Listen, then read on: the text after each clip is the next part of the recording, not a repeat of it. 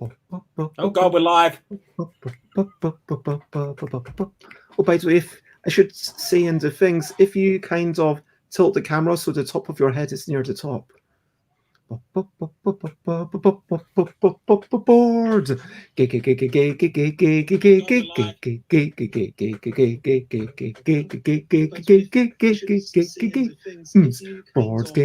Board games, it's what I'm talking about.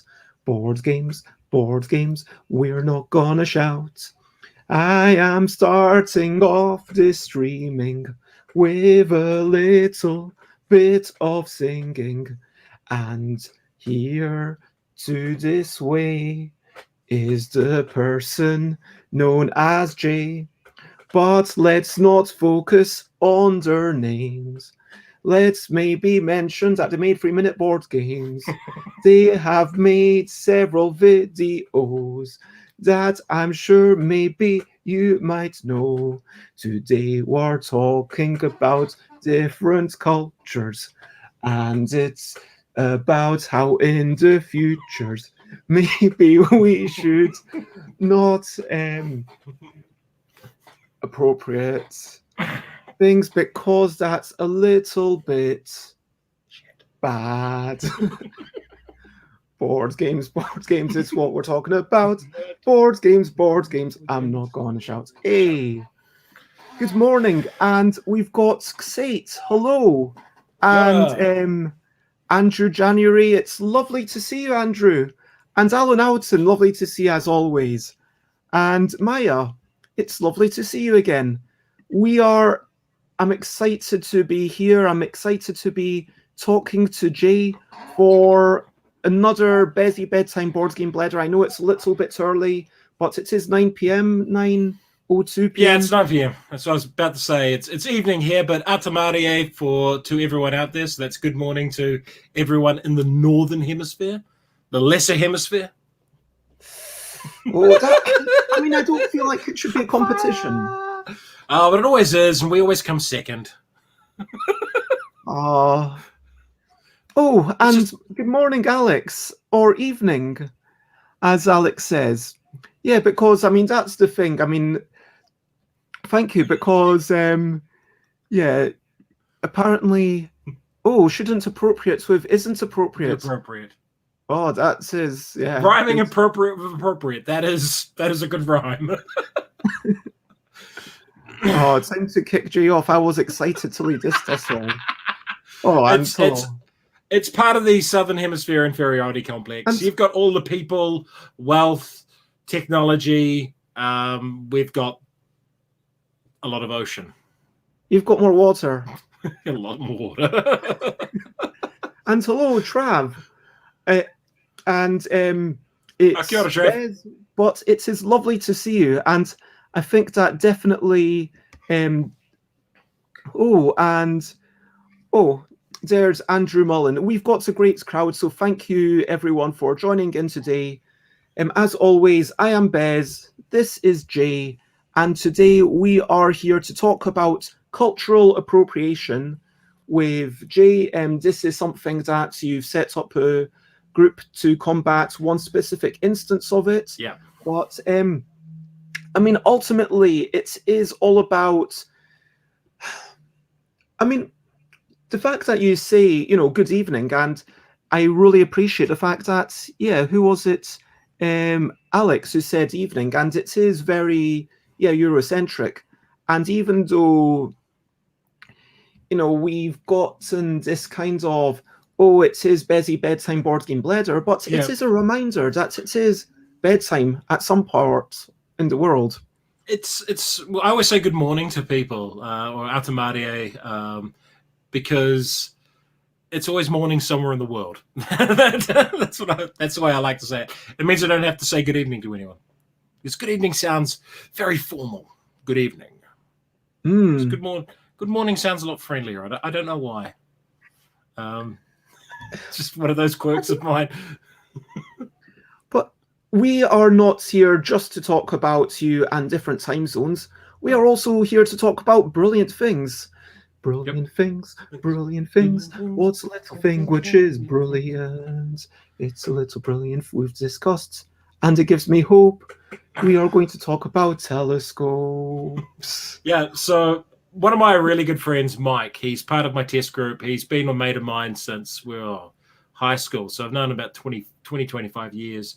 And he's just got massive telescope. He's just decided to get into the hobby. He got himself a small telescope. 3 weeks later, he got one yay big. Like, wait, so let me make this script. Okay, so now we like this wide. It's like a tube of doom. It is colossal, and like he set it all up, and he's an engineer, so he trained as an electrician, and he fixes elevators for a living, and he has created an automated system to like keep the telescope pointing in the right direction because planets move quite quickly. So he's had to track it all and do all this stuff. But we went round there on a really clear night about a week ago, and I've never seen Jupiter or Saturn with the naked eye before. I mean, I've never seen it. I've seen it in pictures. I've seen it on TV screens. I've never actually sat and watched it. And it was really, really cool. Like, it's a really humbling thing to go, that is a dirty, great big planet some distance away, and you can actually see the moons going around it. And it's like, for me, that was absolutely brilliant. I just really enjoyed that experience. I'm really looking forward to when Mars is in position for us to go have a look at it, because I really want to have a look at Mars. And I think this Mars just is my brings jam. us to the real brilliant thing here. I mean, whilst, yes, we've got this tool that, sure, not everyone has access to, the other brilliant thing here is just the magnificence of our place in the universe with just these great, as you say, great big stonking planets. And we think about, well, you know, we're pretty insignificant compared to the Earth, let alone all these other things. And sure, it could, if you would bring that within yourself, you could say, okay, well, I'm insignificant, it's terrible. But on the other hand, you can say, well, no, we're not insignificant, we have real potential. But then there's entire other worlds out there, like entire things out there which are amazing.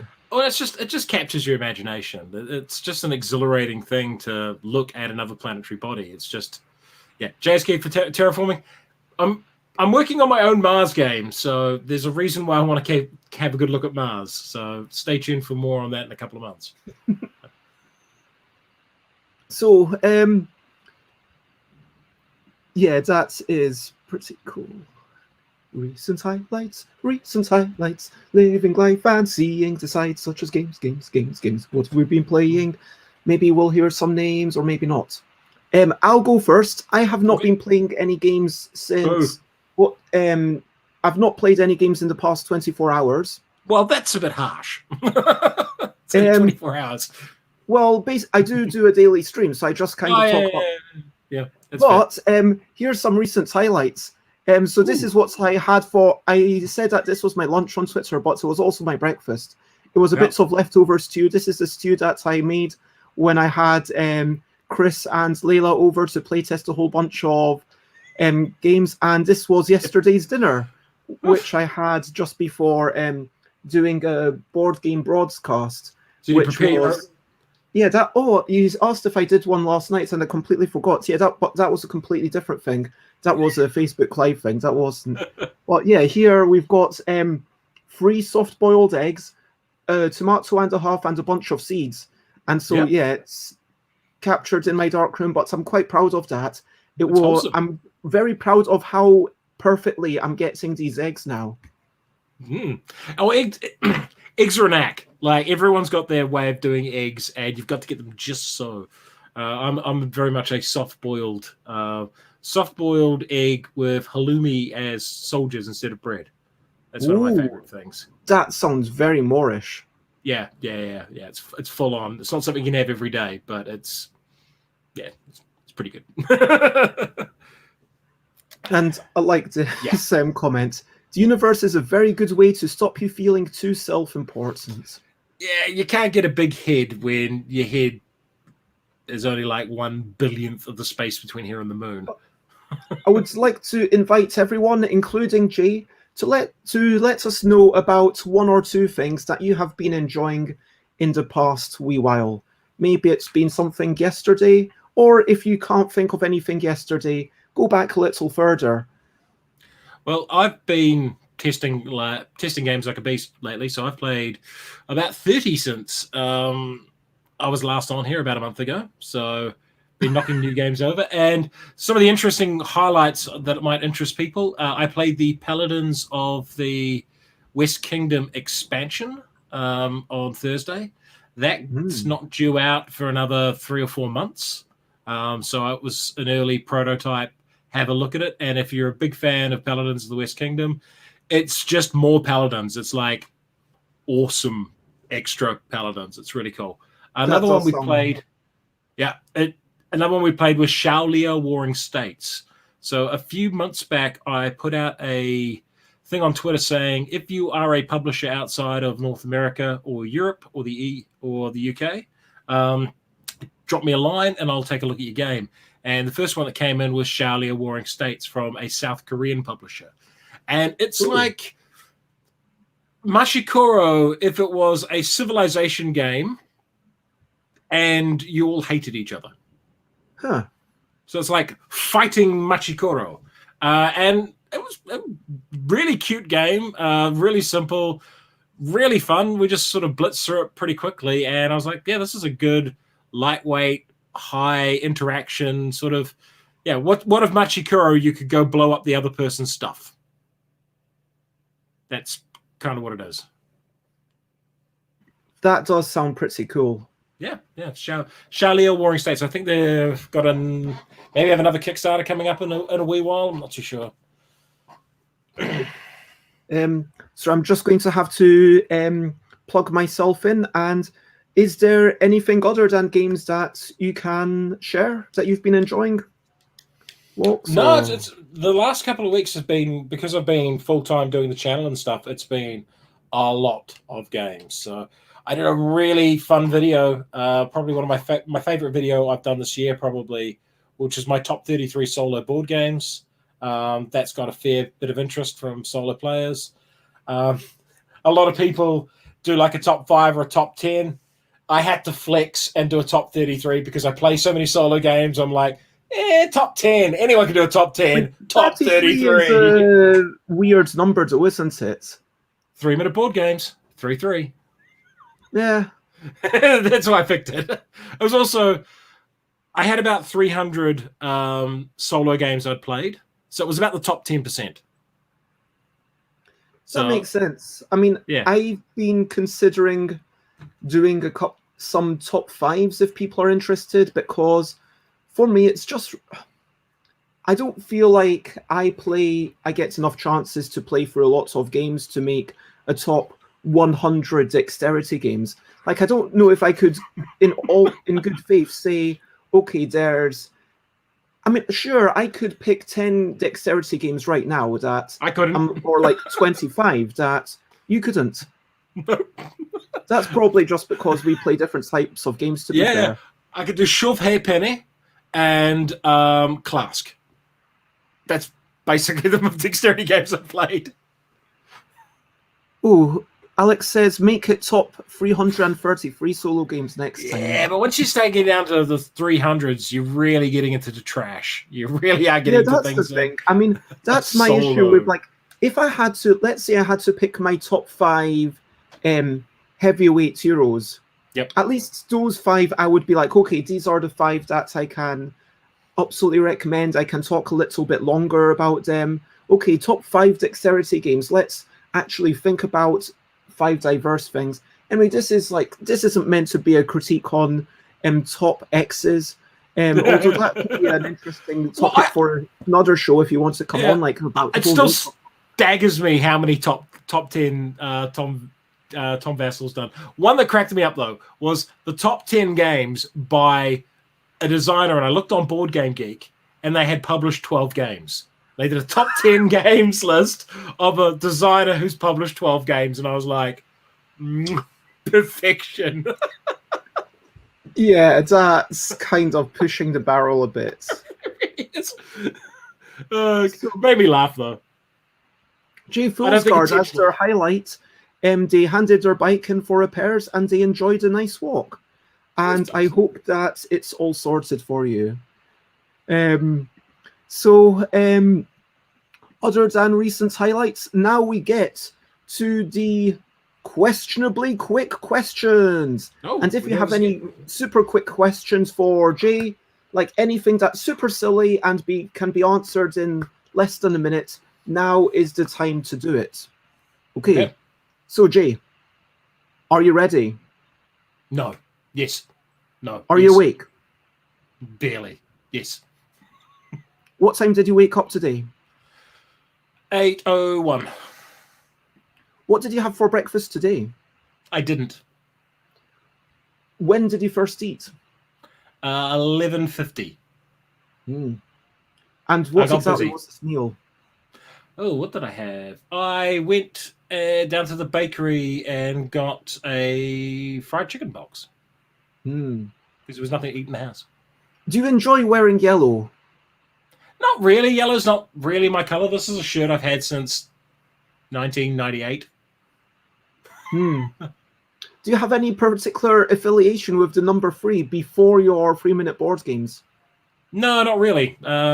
It's all just come on from there. The numbers I have had affiliations with, the number I did have an affiliation with was 52, because that was the number I wore when I was playing American football. Is it good being in a level 2 lockdown? I barely noticed the level 2 lockdown. I mean, aside from having to sign in at restaurants and stuff with the COVID tracker app, I'm not really one for big crowds anyway, so it's not that big a deal. So we've got some restrictions on like spacing at restaurants and social distancing and stuff, but it's not really a big deal. Barely notice it. Okay, just to pause for a moment and let's talk about the pandemic for just 1 minute. I thought New Zealand had 0 cases. Has that changed? We did. Then a mysterious case popped up in South Auckland, and it spread reasonably far, about 100 cases. But this Auckland City went to a level 3 lockdown. The rest of the country went to level 2. And they appear to have that pretty much contained. Like the last couple of days, there's only been 1 or 2 new cases. Unfortunately, today we had our first death from COVID in 3 months. And it takes, I believe, the total dead in New Zealand to 23, which... Let's cross the fingers that we can get it down to 0. I mean, it just reminds us that even if there's 0 cases, maybe it was weird incubation, maybe was just stuck. So back to the joyful questions. Have we covered the COVID enough? Yeah, like it's... Again, compared to most of the world, we have it very much under control. I've pretty high confidence what's happening there. The highest number of new cases a day was something like 20. Like, compared to a lot of the world, that's nothing. Yep. And fingers crossed, everyone can recover and we will go back to normal within like a year or so. I'm still really crossing my fingers that we will be able to have big parties and stuff. But pushing on to more joyful things, such as underwear. Always. Apparently. So do you wear underwear? Yeah, always. Quite frequently, I don't wear much else, but yes, underpants. On a summer's day, I could be doing a stream and I won't be wearing shorts. You will not be wearing shorts? No, just undies. Okay. Fair enough. Let me ask you a related question. What do you wear to bed? Just underpants. Okay. Do you read fiction? No, I read virtually zero fiction. I watch a lot of media like TV and movies, but I barely read any fiction whatsoever. I read a lot of non-fiction. That's kind of my thing. So histories and biographies. And what is your preferred player color? I answered this last time, but I'll do it again. I have 2, and they are red, the blood of angry men, black, the dark of ages past. I don't remember you singing last time. Yeah, I did that. I got asked the same question, and I always answer the same thing. It's red and black, and that's from Les Mis. Apparently, that's his why we asked him. And apparently, my viewers have a better memory than me. I knew we asked it because it is one of the questions that I do ask the first time that people come on. Yeah. But okay. They clearly wanted the song. Let me ask: do you have more books or games? Books. Now you see behind me, that's the book. Some of the bookshelves. We have, I think, 9 bookshelves in the house. 3 have games, 6 have books. Can you sing all of Les Miserables? Yes. Wow. From memory? Yeah. I probably need cues to transit between songs in the order, but yeah. Don't listen to these people. Filling the darkness with order and light. You are the sentinels. So, yeah, we've got Hope. We've got a final. I'm going to close the questionably quick questions here. But Andrew Mulling has a favourite Kiwi film we should all watch. Oh, yeah. Well, if you've seen Thor Ragnarok and you liked Thor Ragnarok, check out Hunt for the Wilder People. It's by the same director, and it is about just an old white man and a young Maori kid getting into trouble, and it's a hilariously good film. And it's got a lot of the same humor you would have seen in Thor Ragnarok, because it's the same director. To admit, I'm clearly not a film buff. I do not know either of those films. Oh, yeah, okay. Thor Ragnarok's my favorite Marvel film by him. I'm not a big Marvel fan. I like that one because it just had the Kiwi sense of humor all the way through it. Cool. Good fun film. So, to finish off, can you tell us generally, how have you been doing over the past month? It's been a few weeks since we saw you, and you said that you were kind of going to try to focus on your things and see if it could work out. Could you tell us how that's going, and in as much or as little detail as you want to share, what's the typical day and how's everything going? So at the moment, I'm still looking for some either short-term contract work or part-time work as well to supplement the channel. We can kind of make the channel work as long as Steph's working as well, and I'm working on it full-time. It's just a matter of just focusing on it. And we've put out more content in the last month than we did in the 4 months before that.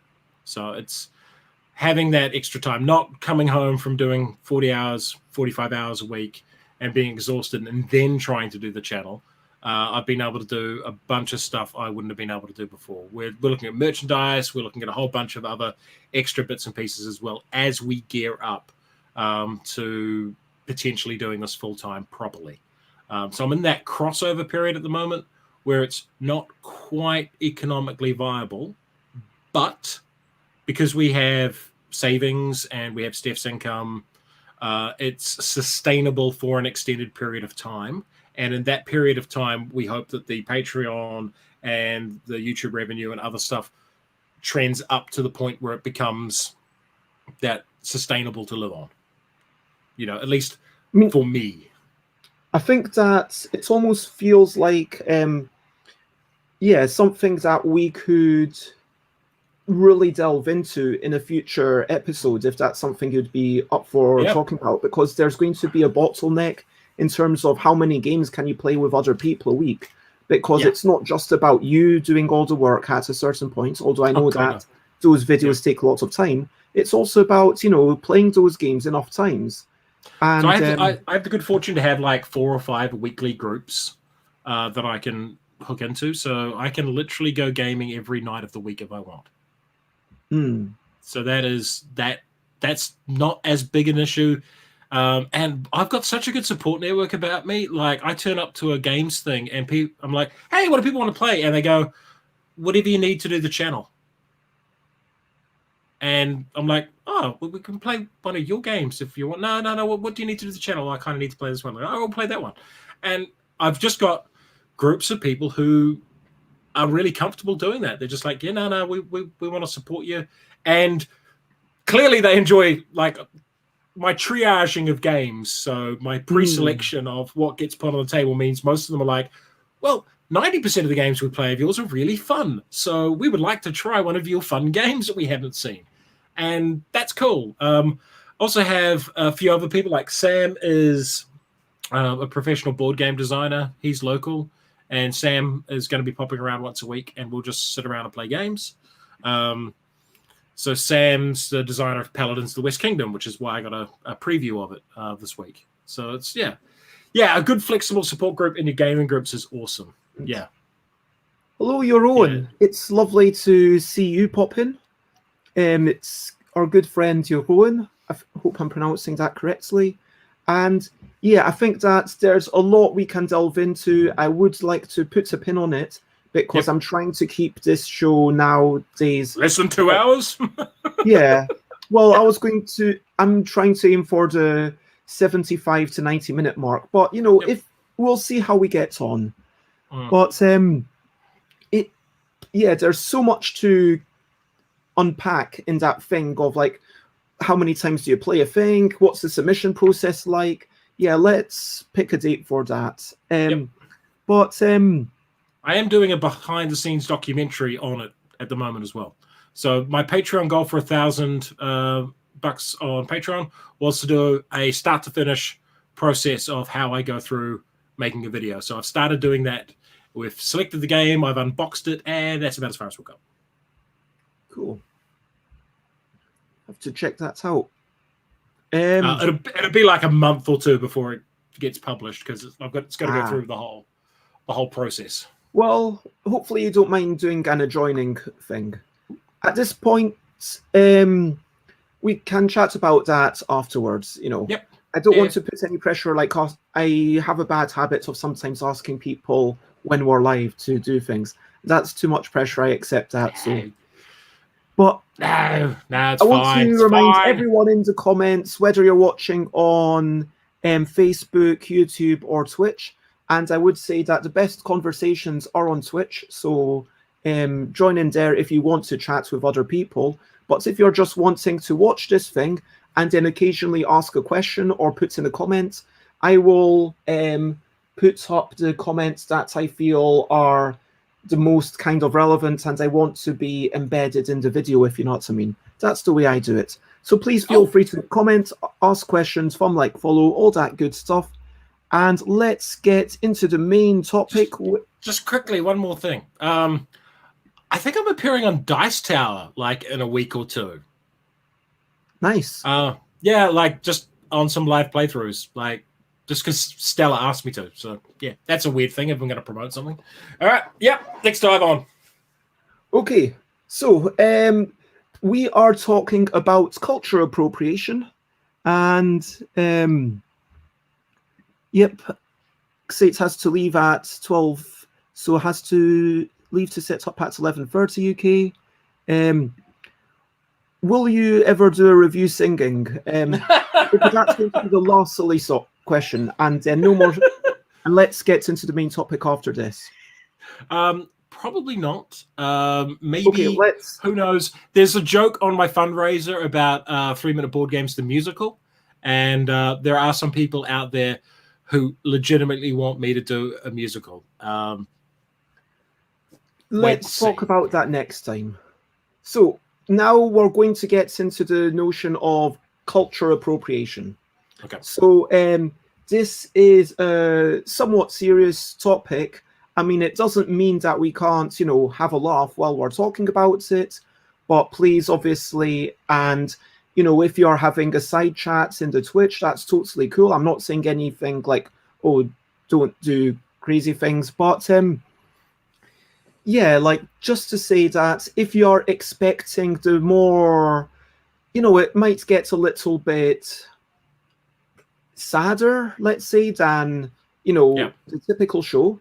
And, let's talk about culture appropriation, what it is, why it's a problem, and what we can basically do about it. In that order. Yeah. So let's... That's all to do with me because I'm just a prevaricator. What are we talking about?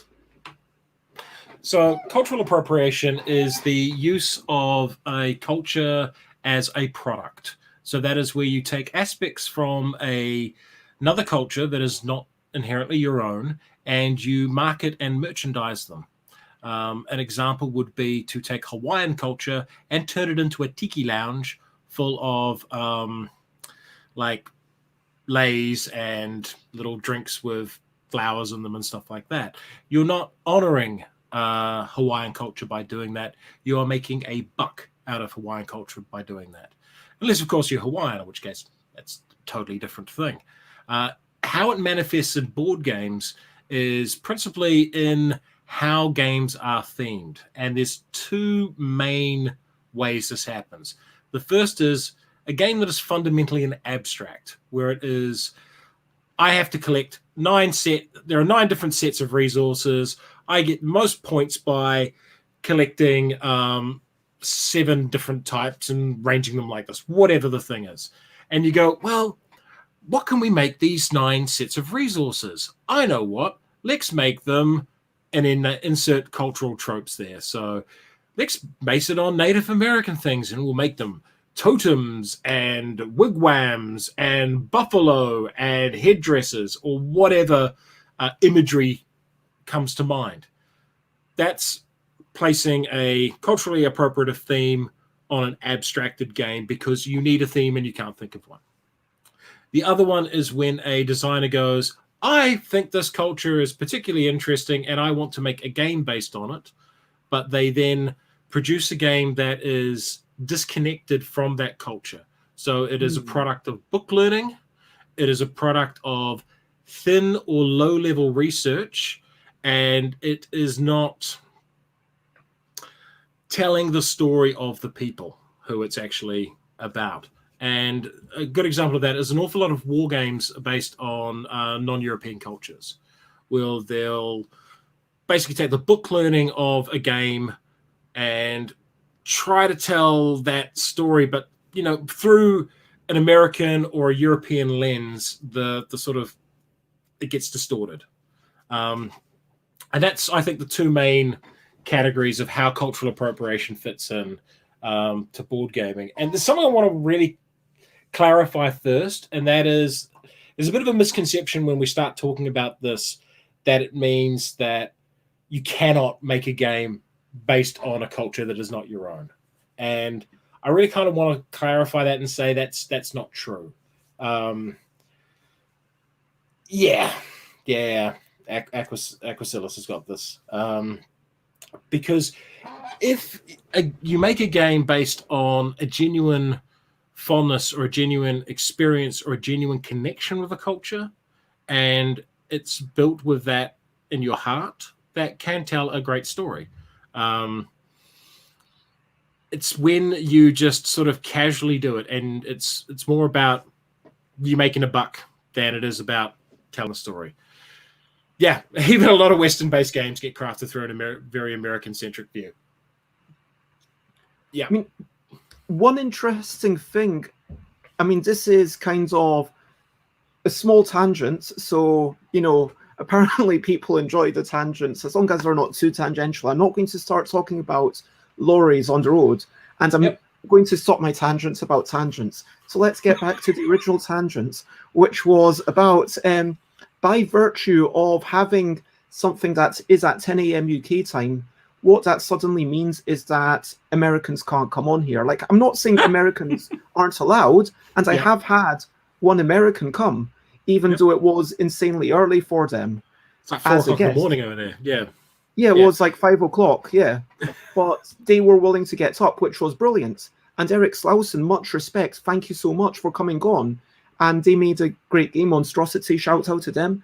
But for the most part, I'm never going to have one of the big American designers.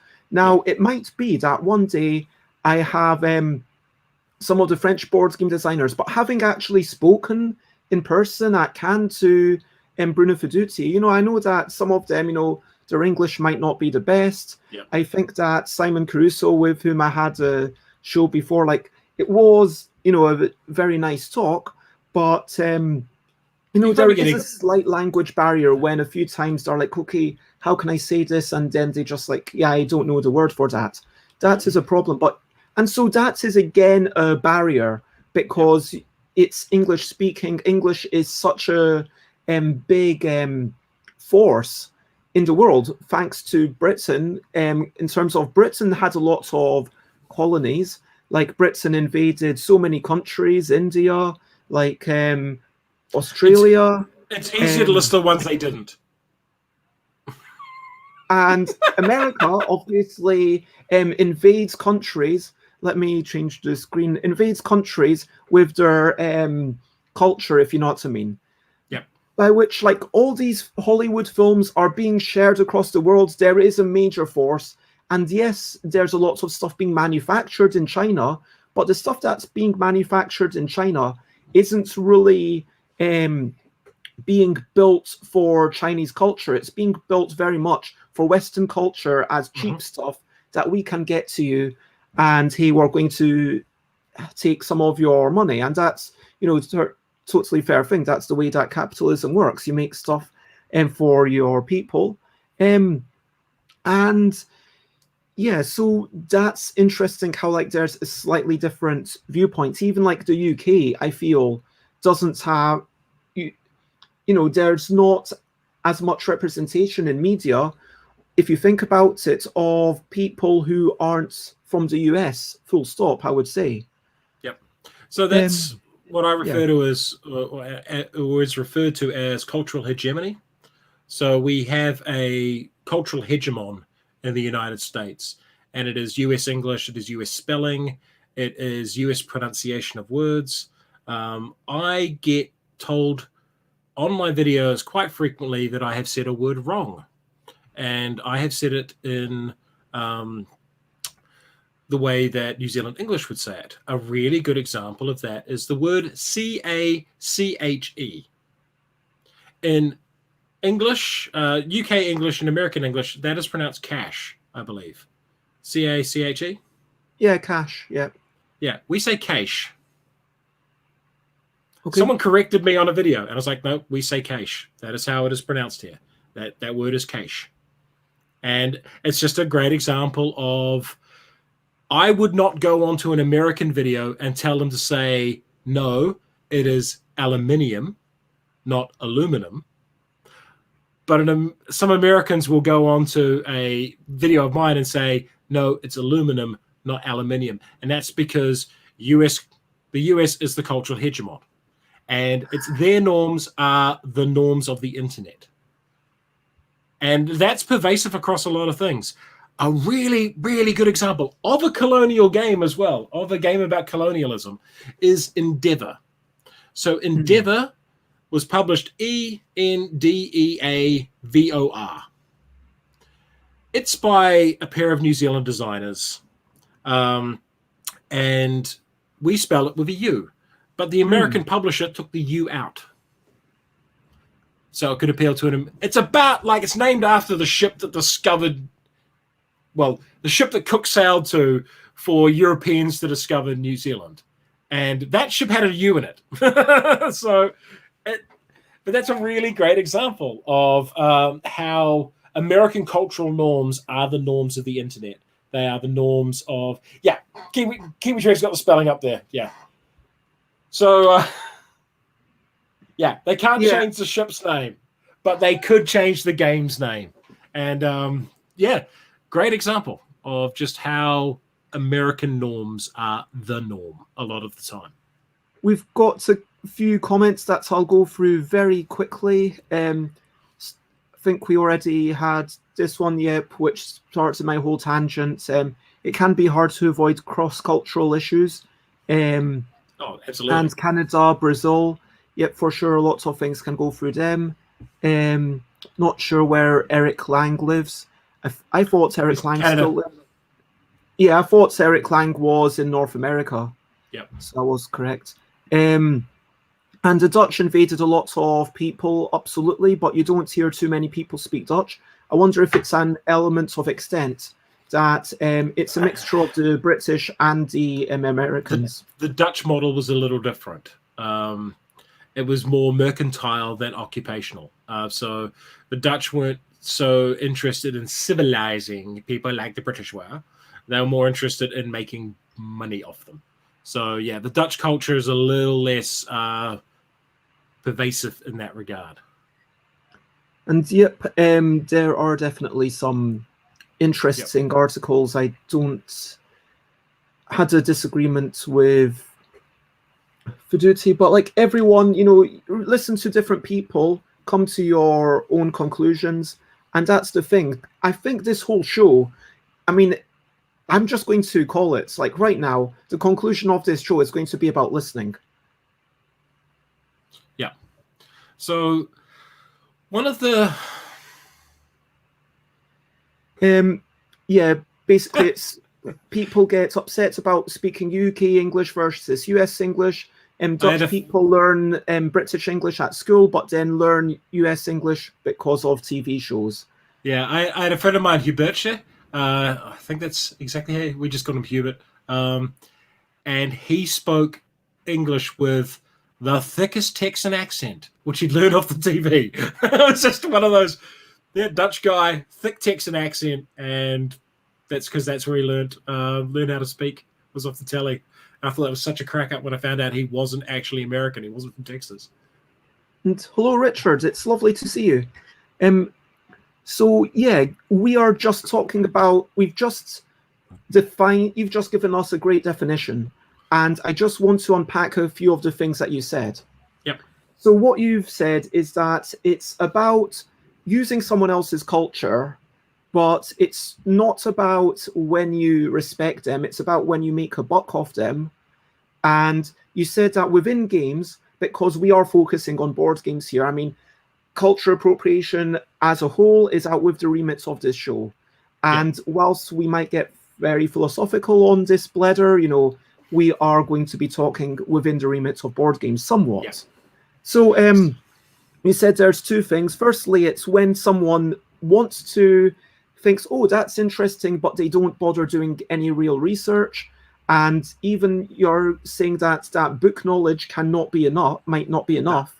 And secondly, you said it's when there's an abstract game that they bring to a publisher, and then the publisher is like, okay, how about this thing? And then they paste it on, and they don't do any research at all. Yeah. Which is even worse. Now, let me address a few of those things. Firstly, with the making a quick buck, okay? So does that mean that if you don't make money off it, is it still cultural appropriation? Potentially, but it's a lot less. No one's really going to care then. I guess you're not.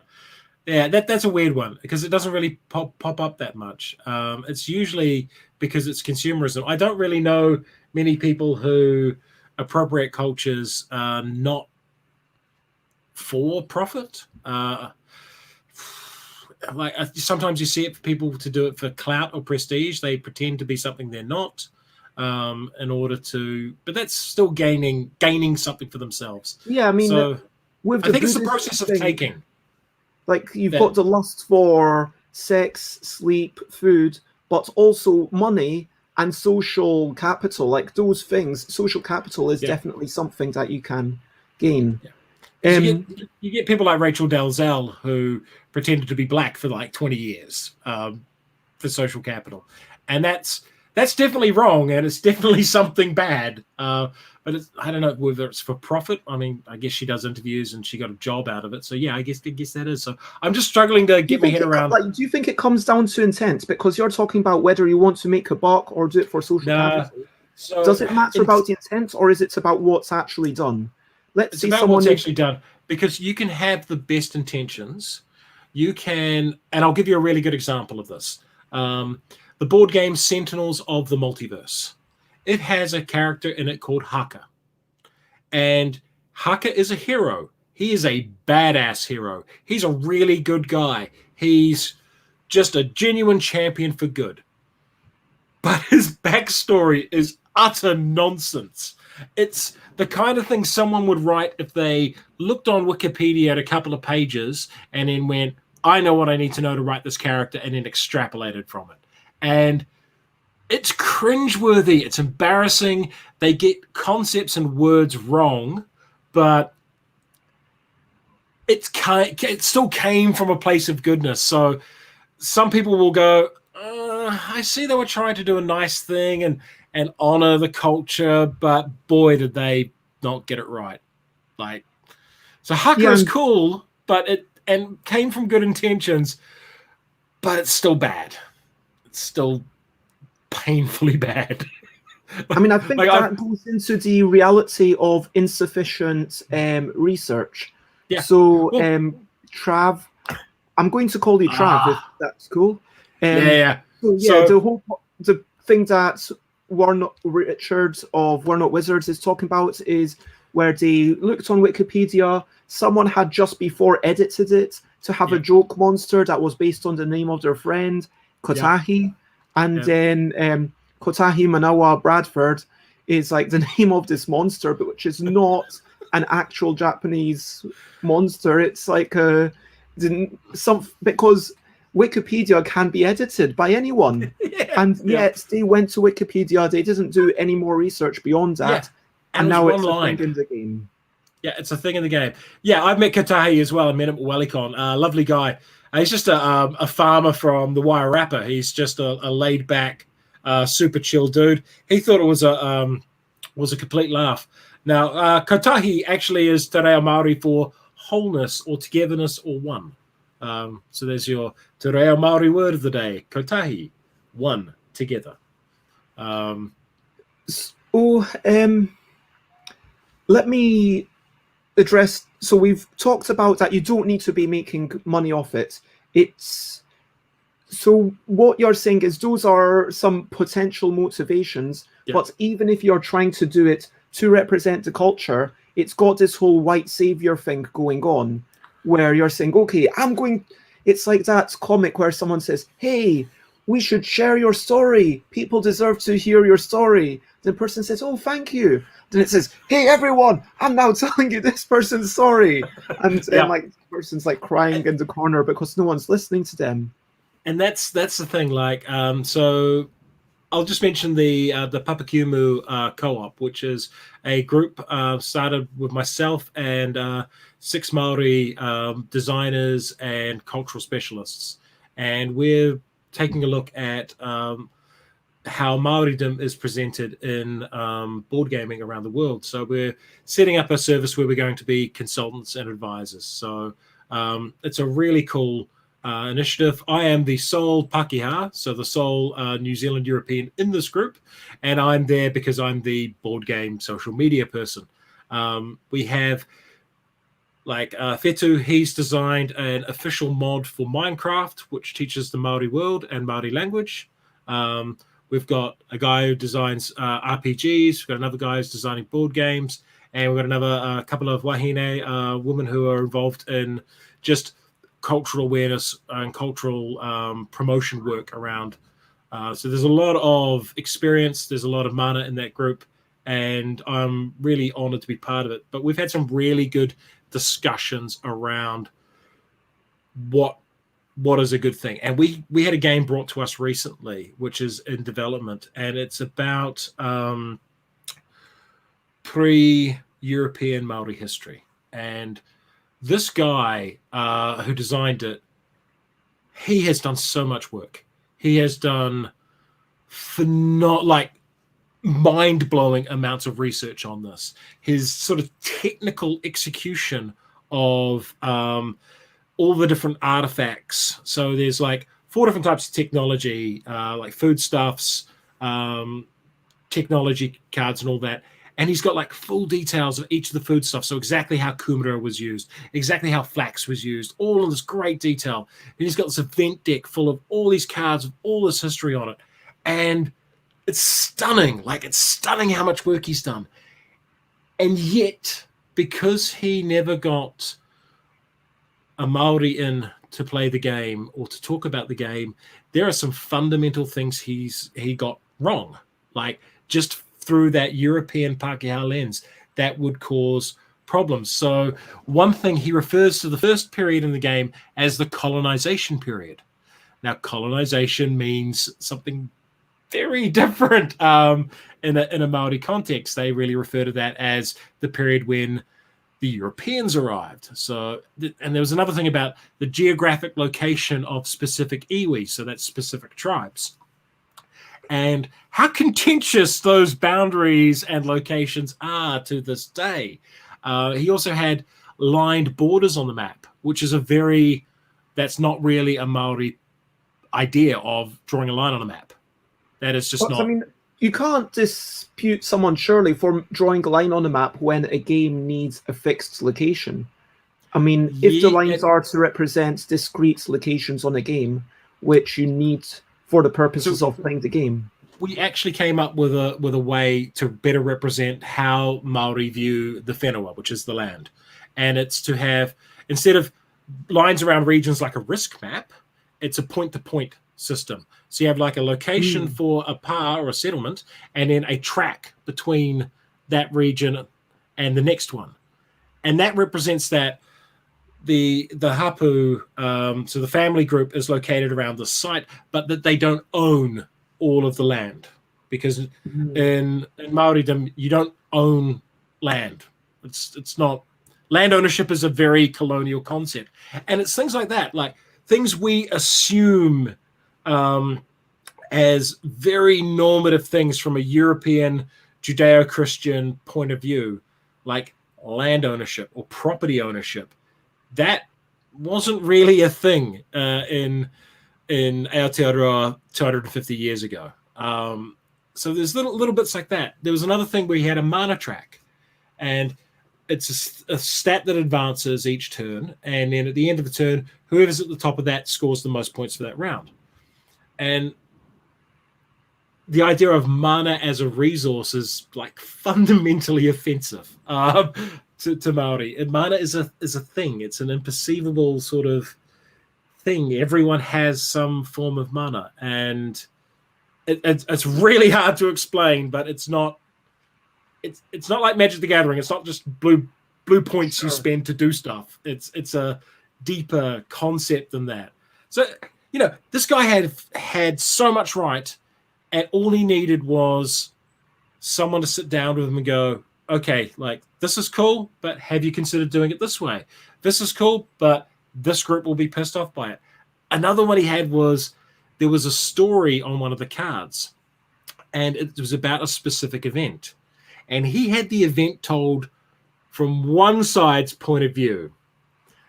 The other side has a very different view to what happened that day, and the discrepancy between those two groups is a major source of contention between those two iwi to this day. So including that story with one side's point of view is going to piss off the other side. So it's just, when you are telling other people's stories, which is what making a game about another culture is, you are making someone else's story, you best check with them to make sure you're telling their story properly. It's like an unauthorized autobiography versus a biography where you actually worked with the person. Yeah, and that was a lot of words. No, it's a lot of valuable stuff. Johan has a question. Yes, it is. Make your own worlds. Like, seriously, like it's not that hard. I mean, it is hard, and that's why people don't do it. Yeah. But yeah, I think this is why I'm a big fan of science fiction themed games. Like, if you want to make a game about discovering a new land and pioneering and all that kind of stuff. So if you want to make a game basically about the colonization of America, and you don't want to talk about the Native American genocides, maybe just make it about colonizing a planet instead, where there are no humans. There is no baggage coming with that. And yeah, and Kiwi Trap just nailed another one down the bottom there. Don't make your warrior race just the Japanese with the horns. Don't make your trading race the Dutch but with blue skin. It's a lot of sci-fi does lean on racial tropes quite a bit. It's a discussion that popped up a lot in D&D recently. Alternate history is an interesting one. So one of the things with alternate history is invariably a lot of them boil down to what if the Nazis won? It's an awful lot of that alternate history. And I guess alternate history, you've kind of got to, you've still got to be sensitive there. If you're making an alternate history where what if the Nazis won World War II? Well, think about how your Jewish audience is going to feel about a world where there are no Jews because they've all been exterminated. That's some serious stuff. That's some serious things you have to think. Why am I making this game again? Like, what story am I trying to tell? Whose story am I trying to tell? What feelings am I trying to get across? What's the emotional response I want from the story? And if it's just because that idea sounds cool, maybe you need to take a breath and go, do I really need to piss off every single Jew on the planet? Maybe not. That's my thoughts, at least. Yeah, I think it's definitely a troubling topic that can bring harm if you're going to put it into a fictional world. I mean, unless that there is some really well-researched social commentary, it feels like to me, it feels to me like the more personal and meaningful something is, the better you have to research it. Like, let's say I were to do a game about, I mean, it's very human-centric, isn't it? Because we are making games for humans. So if I make a game about, on one side of the extreme, monkeys on the moon, well, no one's going to expect that to be a well-researched game. Or if I make a game about animals all jumping to the moon, or managing to get to the moon, maybe they're tying up balloons, maybe they're climbing, putting chairs on top of each other in that Catch the Moon game. But they're doing all sorts of different things. And then you've got different ways that you can get to the moon. And then eventually one of the animals gets to the moon and then you win. No one would expect that to have any semblance of reality. No. But then you've got a game like, let's say you've got a game about birds. Now you could make a game that's, just surface level birds, and no one's going to get super upset about that. But then when you have a game like Wingspan, which actually has that research, then it becomes all the better. Worth pointing out, while we're on this, the original Wingspan, only North American birds, only American birds. We have to get our birds in an expansion pack. I mean, it's a fair point. Like, should it have been originally like a wide swath of birds, and then maybe North America is and each of the geographical locations are an expansion pack? Yeah, well, that's the model they went for. They went for North American for the core game, and then because it's done well, they're doing expansion packs for everywhere else. But it's just a really good example of before Europe, anyway. No, Europe's already out. Is it? Oh, yeah, sorry, I'm not even following the Wingspan expansion. Yeah, so Europe came out last year, I think, and Oceania, I think they're calling it, which is okay. I guess that's the thing. I guess that's Australia and New Zealand. We're on as far as I'm concerned, we're on our own continent. We're on Zealandia. We're not on the Australian continent. It's a different continent. We have some, potentially distressing stuff. I mean, as I said at the start, we are going to touch upon sensitive issues. And Andrew says, we do talk a lot about Jews and Nazis, but we forget that Hitler tried to give them away to the rest of the world, and the world said no. But even there, like, to deport someone, that's, a big ask. I mean... But Andrew's point there is great. It's anti-Semitism was not just confined to Germany. It was a global thing. It still is a global thing. There's still some very deep-rooted anti-Semitism out there. But yeah, that's a serious point. I was just using that as an example of a very common alt history trope, which is what if the Nazis won? Man in the high castle, that sort of thing. And before we get to your Rowan's point, so it feels like if you are talking about a culture that's ingrained to humans, because remembering that yes, humans are we are the target audience for the things that we make, Yep. then it's more important to make sure that if you talk about I think the thing about cultures is that it's also about punching up versus punching down. Do you know what I mean? Like, where if I were to get something wrong about my own culture, if I were to get something wrong about, it doesn't give me just because my parents are from Iran and, I used to go there for 17 years. I used to take frequent trips in the summer. It doesn't give me a free pass to make an Iranian game, but it does mean that, okay, I am in a better place to do so, for sure. Right. Like, I am going to be like, yeah, I know about a little bit more about the way that things developed, but still, how serious is this game? Is this game does it have the trappings of this? I mean, to me, personally, I'm not speaking for you. Of course, we are all individuals, and I want to make that very clear. The views that Jay represents or the views that are at the bottom, I'm not saying that I 100% agree with them, but it does mean that I at least 60% agree with them. Do you know what I mean? Like, but for me, it feels like if I'm making a game about making carpets, that's less sensitive for sure than, for example, the revolution when the Shah was dethroned and then the holy people and the mullahs got into power. It's kind of, think about how sensitive and how meaningful the thing that you're doing is. And I'm not saying that carpet creation isn't culturally significant, because for sure it is. And there's a big rivalry between Iran and Turkey. People, so you're aware of this. Yeah. And who makes the best rugs? Yep. Hey, don't call them rugs. That's offensive.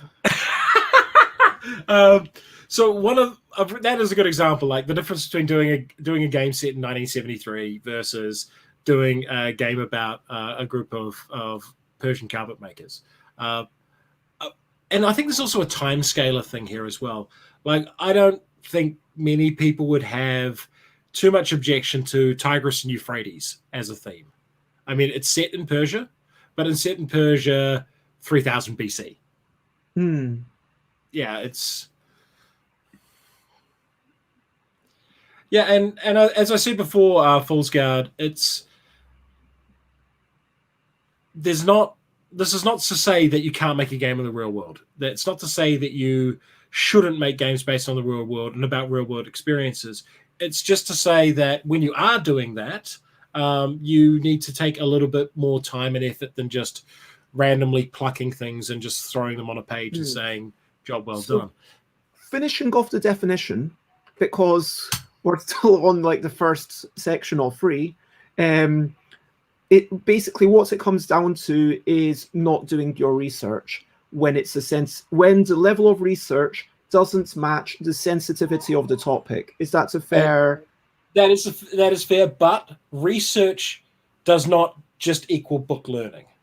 Research includes engaging with people. It includes talking to people from that culture, and it includes making sure you've got what you're saying is right, that you're presenting things properly. And this all sort of goes back to another game that popped up a little while ago, and that was a game called Maori Cannibals at War.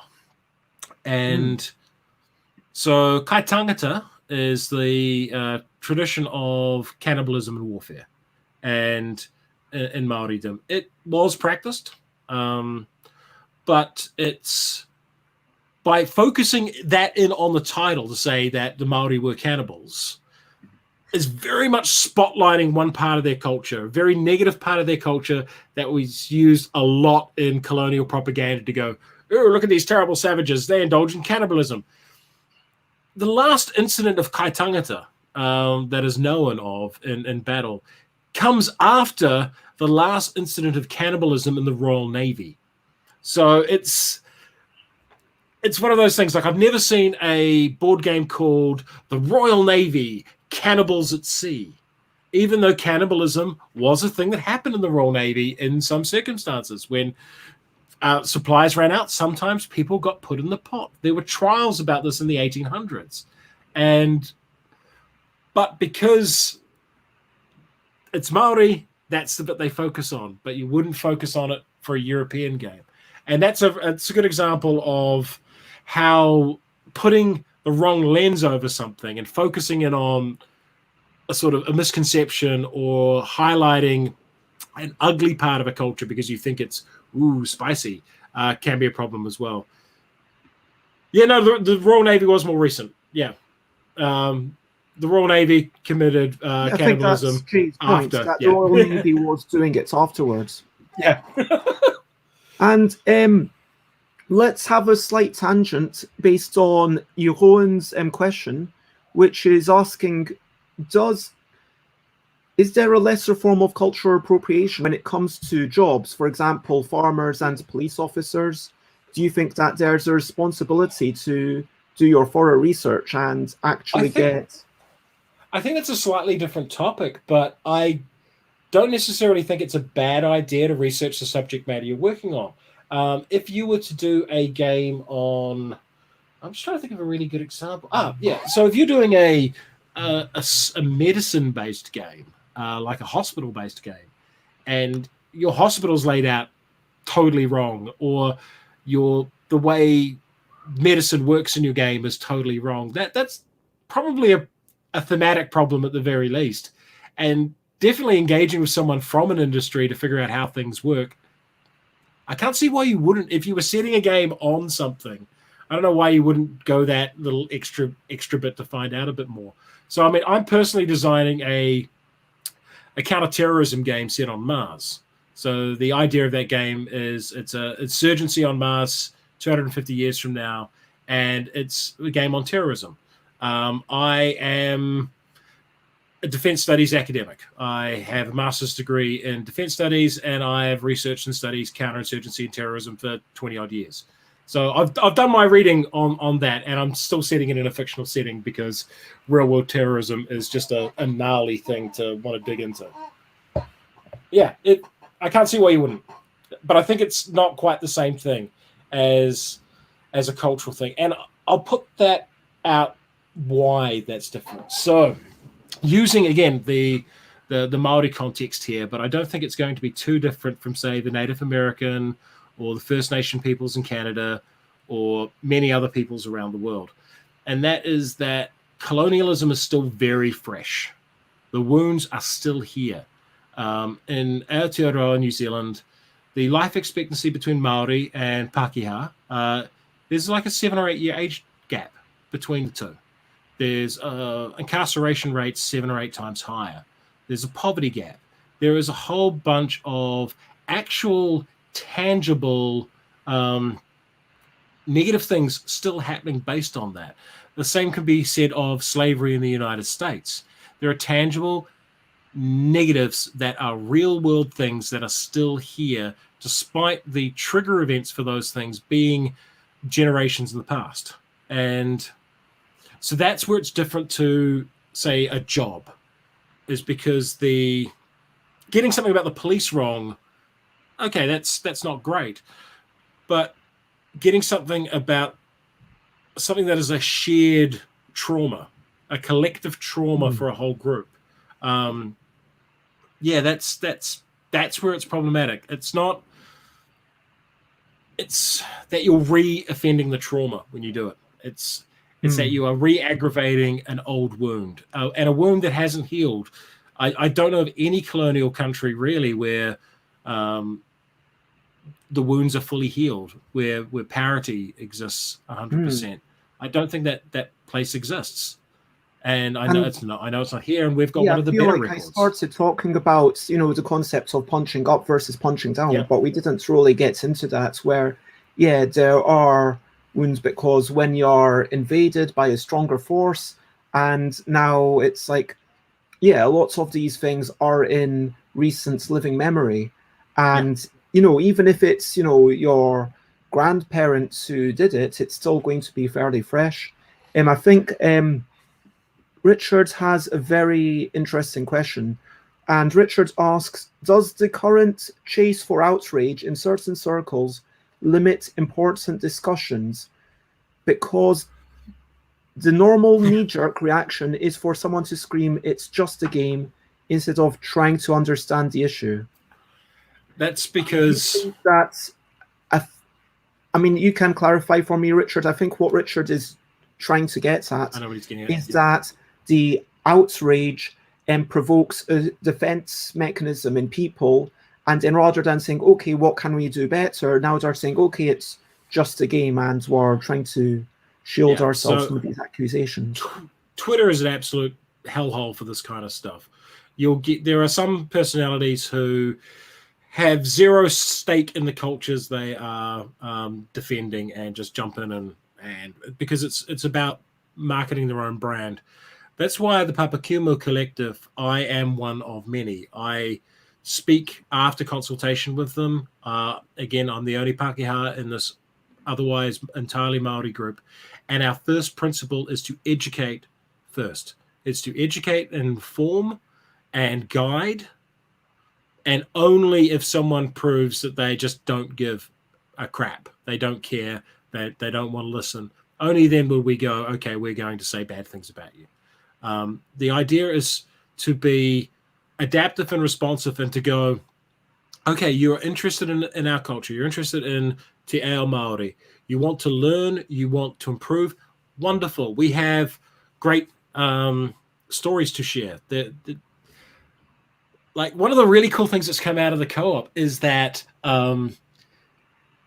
they're so excited about the potential of sharing Maori stories with the world, like honest, true Maori stories, a real Maori board game that tells their story from their point of view and gets across what they hold precious to other people as opposed to their postcard version of it that people have seen before. And that's where, like, instead of looking at the cultural appropriation and doing your research as a barrier, look at it as an opportunity. It's an opportunity to get those other points of views out there, to get those unique stories out there, to open up a different audience. Because there's not a lot of Maori play board games, or at least hobby board games. And like if there were more that feature them, they might be more interested. And the same thing is true of other cultures all around the world. There's so much richness in there that we just keep seeing the same shallow colonial slice of a culture put on a board game. I think this kind of it comes back to the definition, which is it's taking all these assumptions and assuming that your perspective is the one true one, when your perspective might be that of it comes from your place in the world, wherever you're living, the society that you grew up in, the way that you present yourself. All of these things do affect how the world is for you. I mean, for sure, I mean, I'm not going to lie, physical assault has increased for me since I started, dressing the way that I want to dress. Yeah. And it's a sad, but it's a reality. And that's that angers me that you have to go through that. And I'm not remotely shocked. But yeah, that just saddens me. Alan Outson says, I don't think games are ever the platform for offending people explicitly or not. And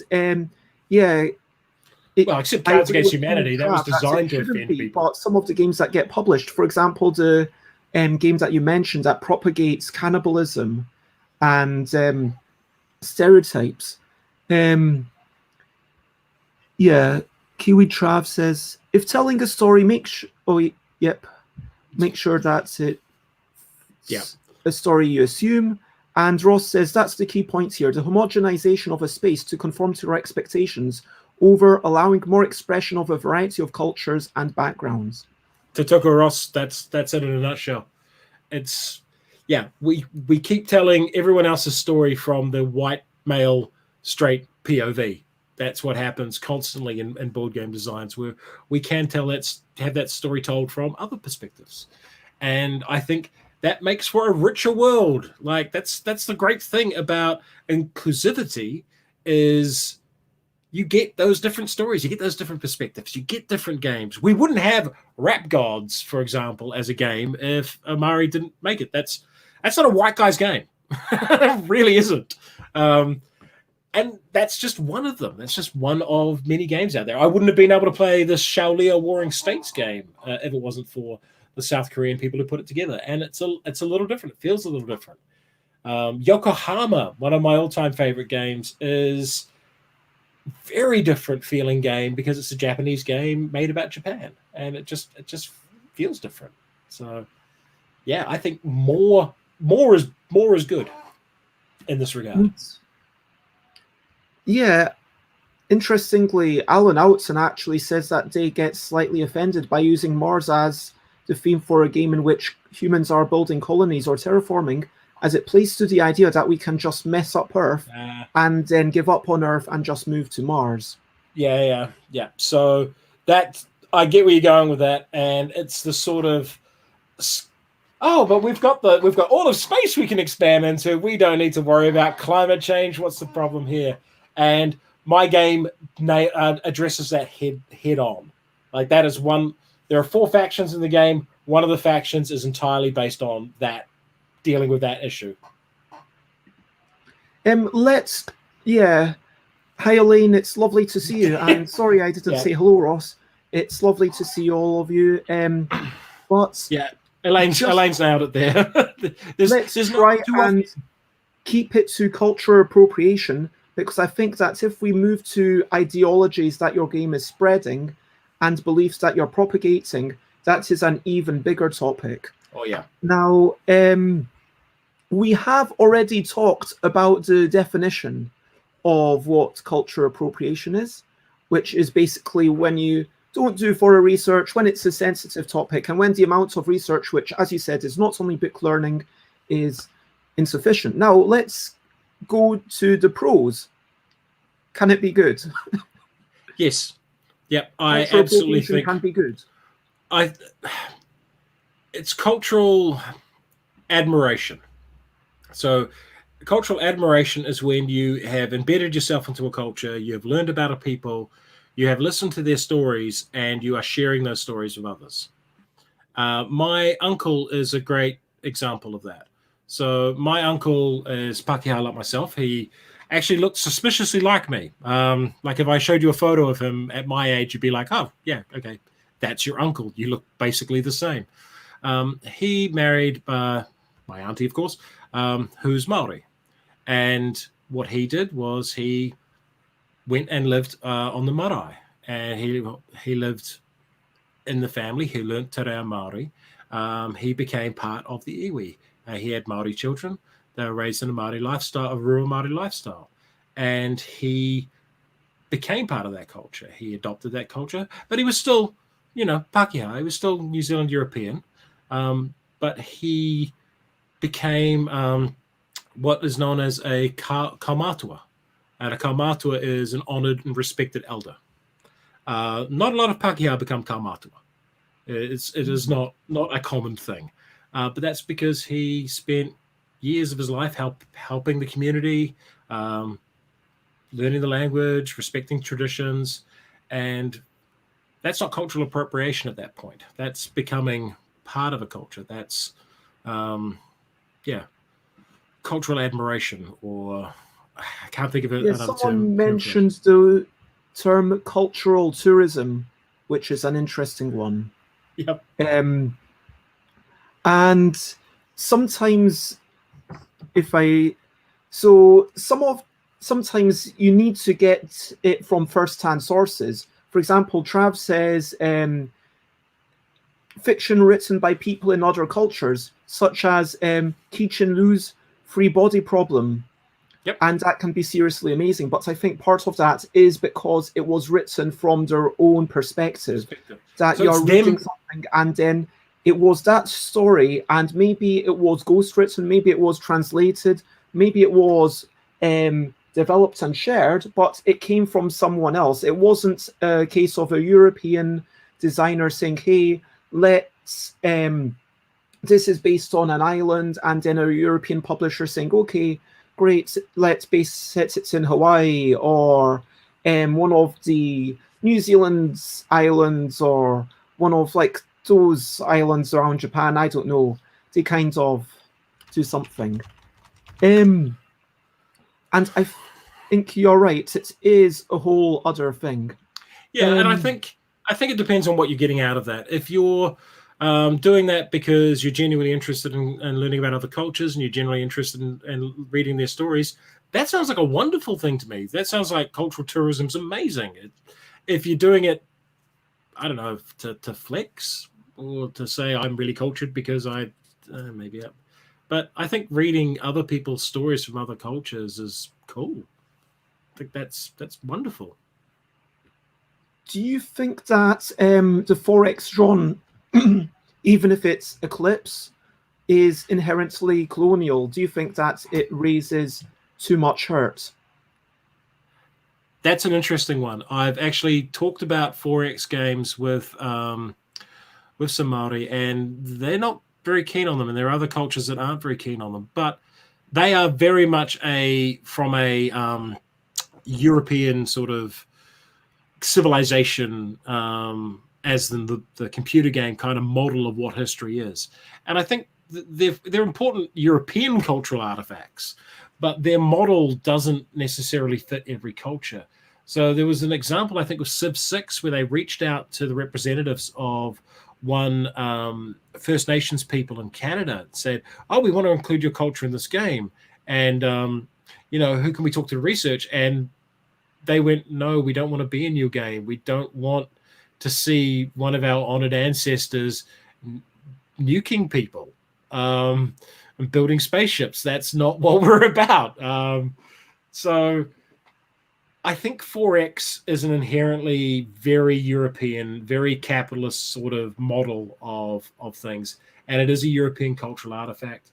I don't think it's fundamentally offensive unless you were doing 4X white people, Asia, etc. Like that would be offensive. But if it's space aliens, but just understand that people from some indigenous cultures, that just won't ring their bell. They won't find those things in that gameplay loop particularly enjoyable. Yeah, let's do Elaine's thing. It needs to be looked up from the ground up. You can't just paste the culture onto something and pretend it's diverse. Yep. I mean, it depends how much those things matter. I mean, I would like to think that In a Bind is diverse in that, there's lots of humans represented, and there's humans of all different body shapes. In a Bind, obviously now known as Yogi, and here's one that I've no idea what language this is, although, yeah, I genuinely don't know. Let's try and pronounce that. Yeah. Him du knew him a clean Kirster. Anyway, but the point is that if it's kind of part of the mechanisms of the game, that's different. If it's just, okay, here's like a silly game and there's some humans that happen to be there, then you can just give them different body shapes and different skin tones and different genders and different things. So this is actually a slightly different topic. So representation is, I think, different to cultural appropriation. So representation is, say, having a game like Dead of Winter, where you've got 20 characters and, so you have an even mix of genders. You also have a non-binary personal too. You have some characters that identify as straight or queer, queer or something else. You have people from different ethnic backgrounds, and you have 20 people that represent as wide a selection of people as you can. So not everyone is, hi, I'm Chad Bankley. I'm a white banker. I am Bank Chadley. I am a white banker as well. And I am Bank Bankers, the bank manager. So, if you've got 3 characters that are Chad Bankley, Bank Chadley, and Bank Banksley, all the white bankers are like, oh, yes, well, I feel represented in this game. But, not everyone is a white banker. Well, maybe it's a game about is there a game? Well, no, this is an undead survival game. It's not a game in a bank. What if it were about white bankers, but then the white bankers? I mean, okay, white bankers is a great idea for a game. Thing, and that story has been shared so many times. And we could talk about the bankers after the crisis and like people, going through depression or what's not. But that story has been told so many times. Let's talk about, crises that are going elsewhere. They had, Johan says, do you think that this sort of cultural tourism can help to give foreign people a better insight of the tradition? So like movies like Moana, do you think that it can be beneficial? It can be when they're consulted well. And Moana was consulted really well. So Dwayne "The Rock" Johnson, he knows a fair bit about Maori culture. He spent time here. He has family here. He has family connections to Aotearoa. And that man knows how to do a haka. And he's Pacifica himself. But Moana did something really special. And this is something I really want to share with everyone is a lot of kids in the West have a Disney princess. If you're a little blonde girl, you've got Cinderella, a little blonde white girl. If you're a little dark-haired white girl, you've got Snow White. The number of people I knew who had little girls who could get a Moana doll because it was finally a Disney princess that looked like them and that spoke like them and, they could identify with. That was a big deal here. That Moana was something. There were a lot of young people who were like, "There's finally a Disney princess that looks like me." And like, we actually knew one girl who looked so much like Moana, like she's like a little Moana, and she's got a little Moana doll. It's like, gorgeous. So yeah, I think if done well, and it's about telling that story using that perspective rather than just taking that story and using it for your own ends. And I think Moana did that really well. Maui was like casting Dwayne "The Rock" Johnson as Maui. We grew up with legends of Maui and all the crazy crap he does. He's basically Polynesian Hercules. He just goes around tricking gods and being a trickster and being just, hi, I'm Maui, and I'm here to be the cheekiest, sneakiest, funniest, toughest son of a bitch. Like, the island I live on, the North Island of New Zealand, is called Te Ika o Maui, which means the fish of Maui. The idea is that Maui actually fished up this whole island. So, yeah, so Moana was excellent. Yeah. Kiwi Chat just put it up. Yeah, it was a little generic Polynesian culture, but I still think it worked. I don't know what film Owen's talking about, but yeah, absolutely. The point is that I think what we are learning is that, the flip side, we've agreed that cultural appropriation is bad, but when it becomes this positive cultural tourism or admiration or raising up is when you genuinely do that research and get in touch with people to check that what you're doing okay, and basically doing your due diligence is what it comes down to. And it's also one thing, a message I'd like to give out to designers is don't be too proud. Don't think that because you've read a book, so the guy we've been dealing with on this pre-colonial game, he's been really great at just sort of going, okay, and just sort of letting the sort of the critique go over him. But we had another guy who just absolutely refused to budge because he'd read it in a book, therefore that was the source material. And yeah, those negotiations broke down pretty badly. But yeah, don't be too proud to think that, okay, I've nailed this culture because I've read some books. Book learning can never replace lived experience.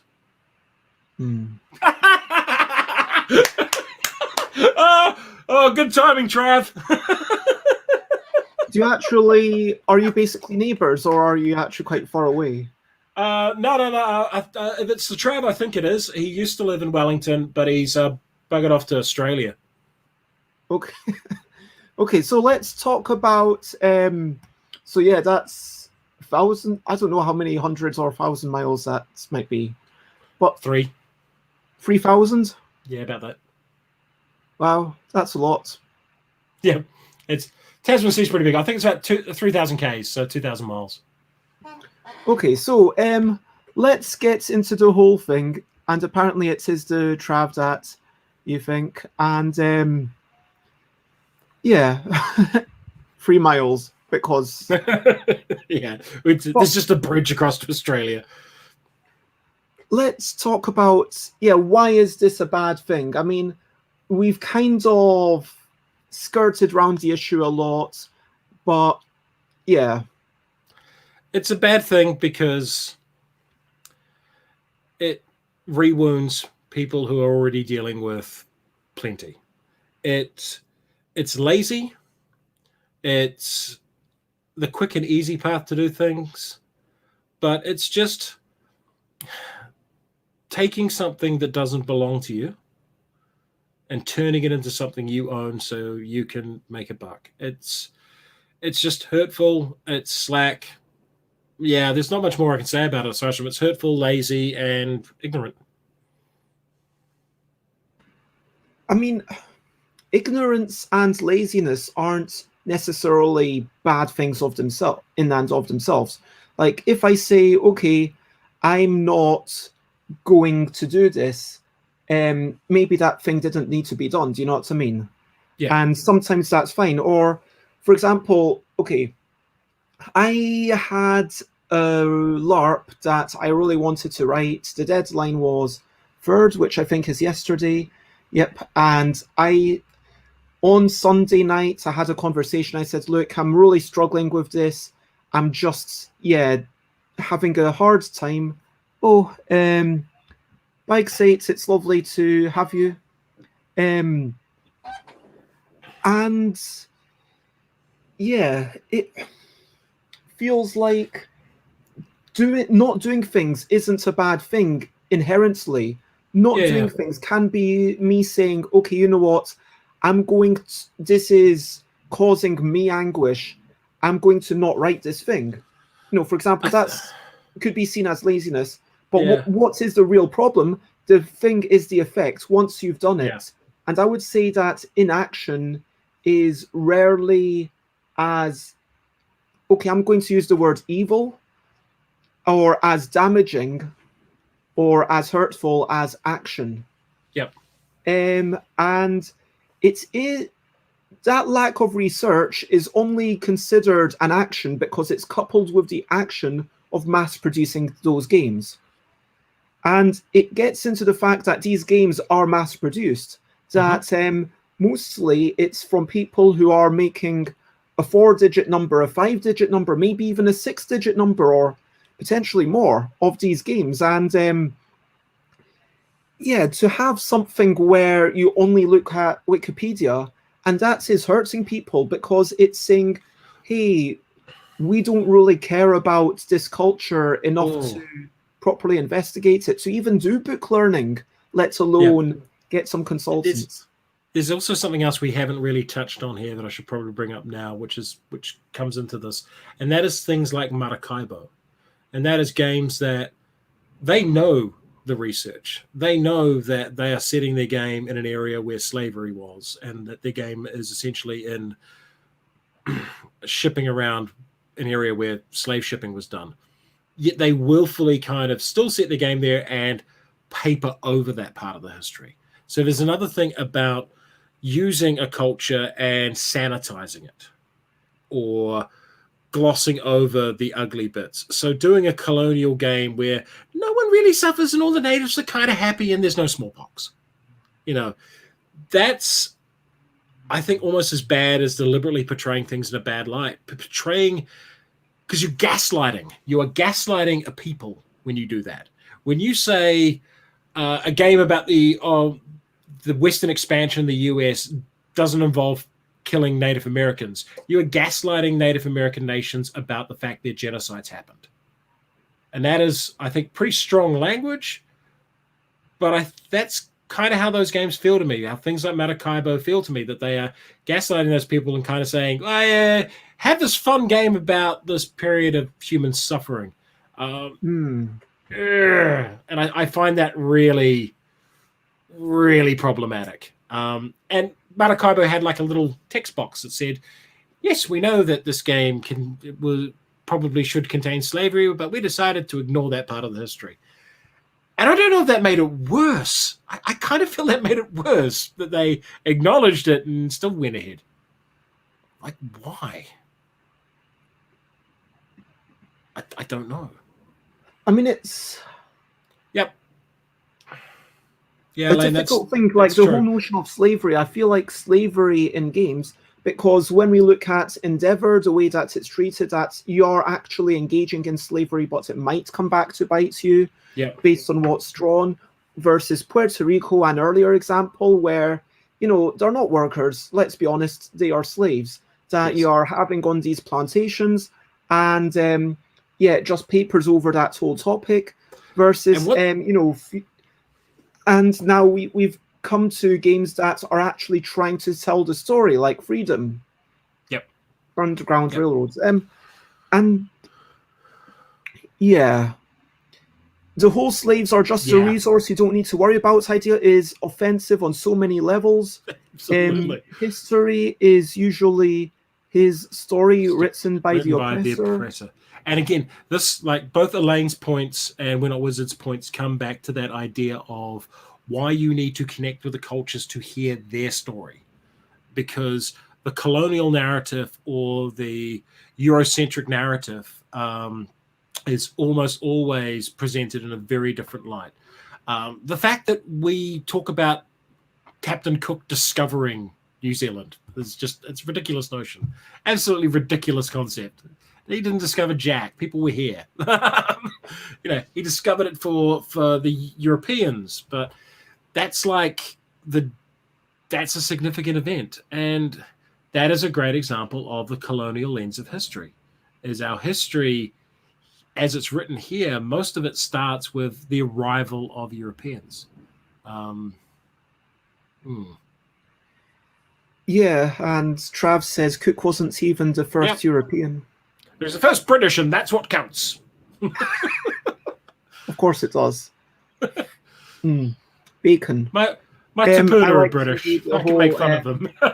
On board games thing. Shout out to On Board Games with, I think it was Scott Nicholson, Eric Dewey, and Donald Dennis who started it up. And anyway, hello, Ion Cats. It's lovely to see you. I don't know where you're based. I hope that you've had a good day at work.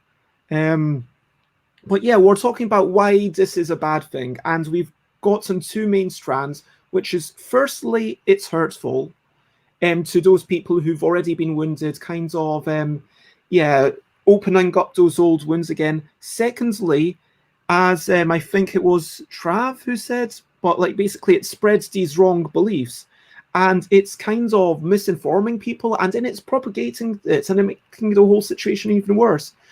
And so then the third thing, which I'm going to jump in with, is that it's making your game less interesting. Yeah, I think the market is shifting on this. I think more and more people are starting to think, do I really want to be doing that? It's very late 90s, early 2000s to do a culturally appropriative game. Like if you've got a Reiner Knizia set collection game and it's about little huts in the tropics, that just seems really tired and boring and awful and old now. It's just so, it's a little cringy. And just to say a quick hello to Shanghai. Dylan. I think this is the Dylan that I know. And we met at Essen, and they have a cat-themed game. And now this is a really international one. I feel like I don't know what time zone Shanghai is, but I feel like we've got a fair few time zones represented. Yeah, I think they're a few hours behind us, so probably about 6:40 over there, I guess. Okay. So, yeah, Shanghai is between us two. Yeah. Yep. Okay. 6:40. There we go. And Trav says, I like that. Less interesting when you're not taking the whole culture into account. Yeah, because it's an opportunity to bring things up. And the interesting thing is that earlier you were talking about point-to-point movement as opposed to taking... and functionally, you can represent one as the other always. Yeah. It's possible... mathematically, it's possible to draw a point-to-point map that cannot be represented by an area map, if you know what I mean. But any area map can always be represented by a point-to-point map. And so that's even potentially opening up new possibilities. Maybe it opens up the possibilities that's, okay, these places are close, but actually you can't get to them, or can't get to them because there's a mountain range, And that was the other thing we're thinking. It's like, oh, we've got the Kaimai Ranges here, we've got Te Uruburewa here. They're like, they should be harder to get through than, say, just taking a walker around the outside of the island. So yeah, that we did have those discussions as well, because there are some parts of Aotearoa that are really, really difficult to traverse. Like, if you went hiking in Te Uruburewa, there's a good chance we wouldn't see you again. it's pretty rough. Again, watch Hunt for the Wilder People, that movie I mentioned, because a lot of it takes place in there. So, yeah, we've gotten to the end of what are the issues with it, I think, unless anyone has anything to add. And I really appreciate you being able to stick around here to talk about this in a lot of depth. So, because, yeah, obviously it's an important discussion. I'm not saying that this is the discussion to end all discussions or anything like that.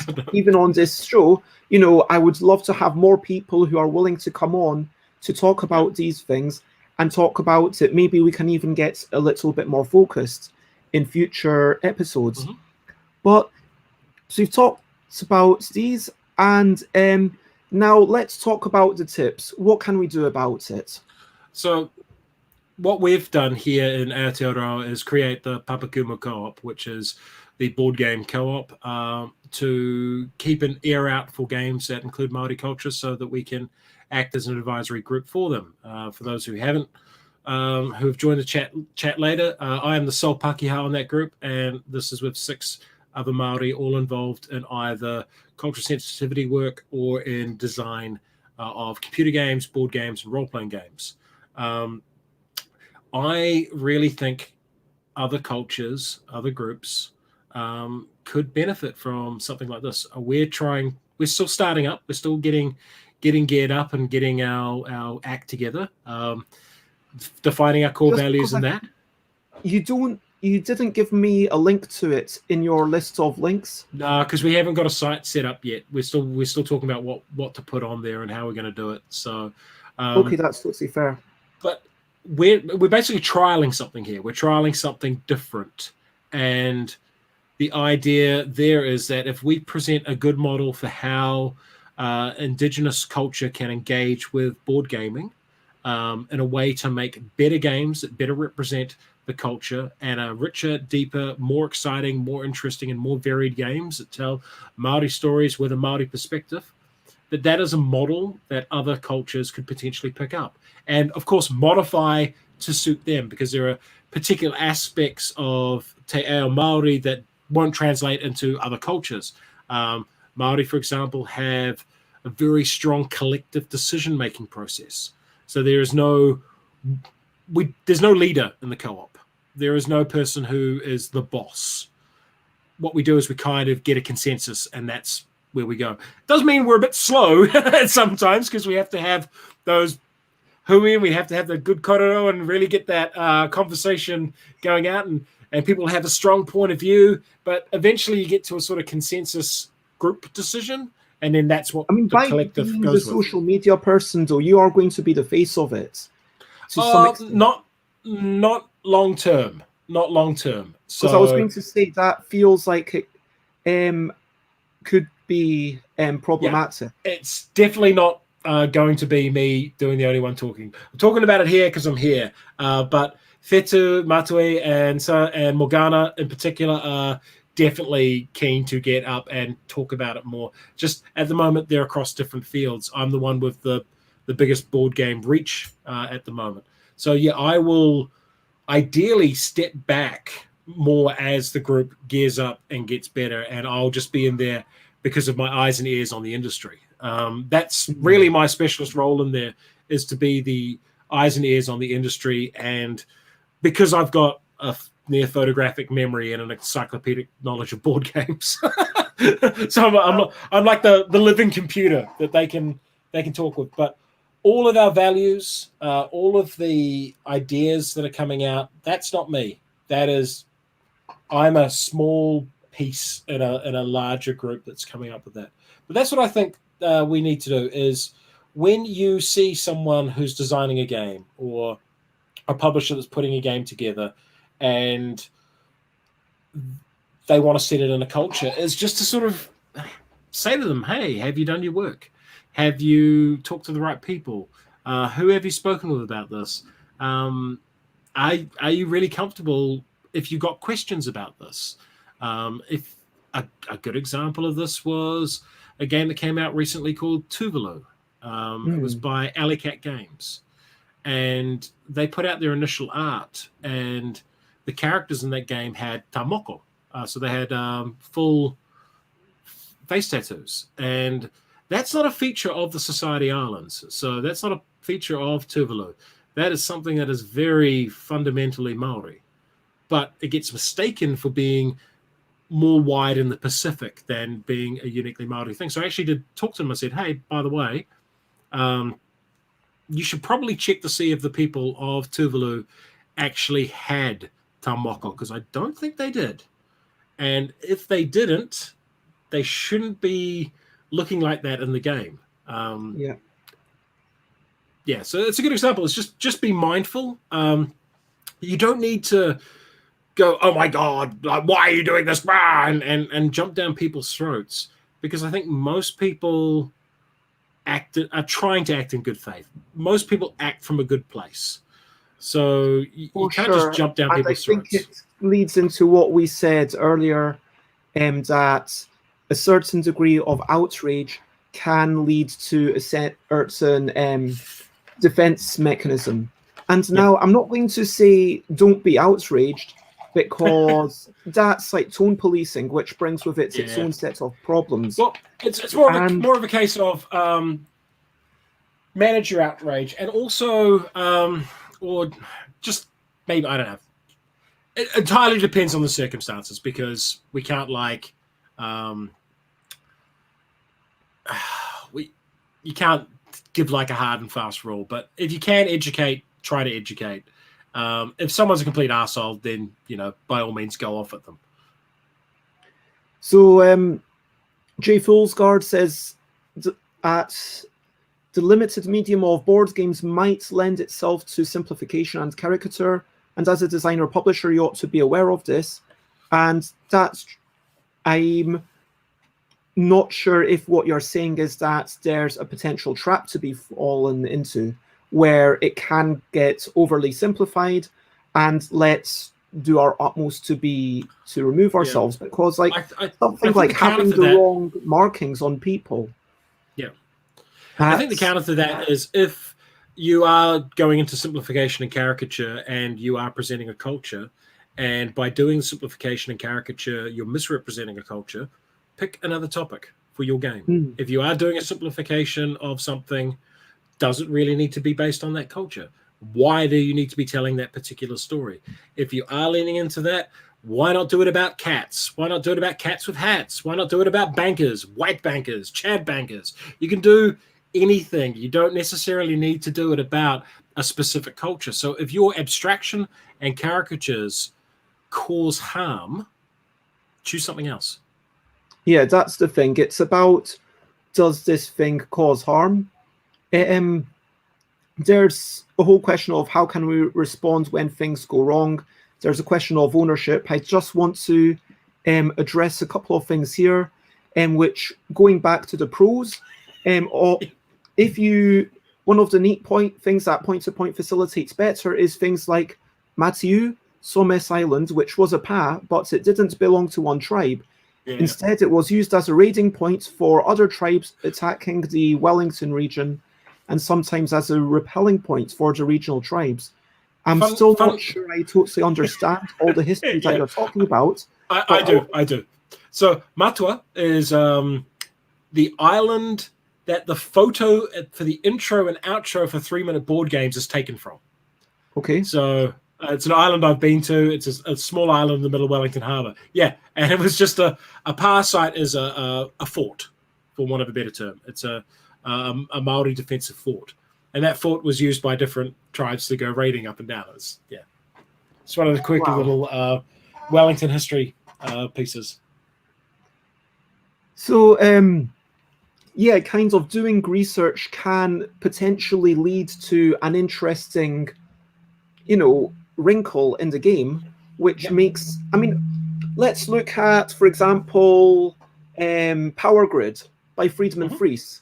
This is very much based on, the original one was based on Germany, but I've heard from Friedman that the actual layout, the numbers and everything was just based on real geography.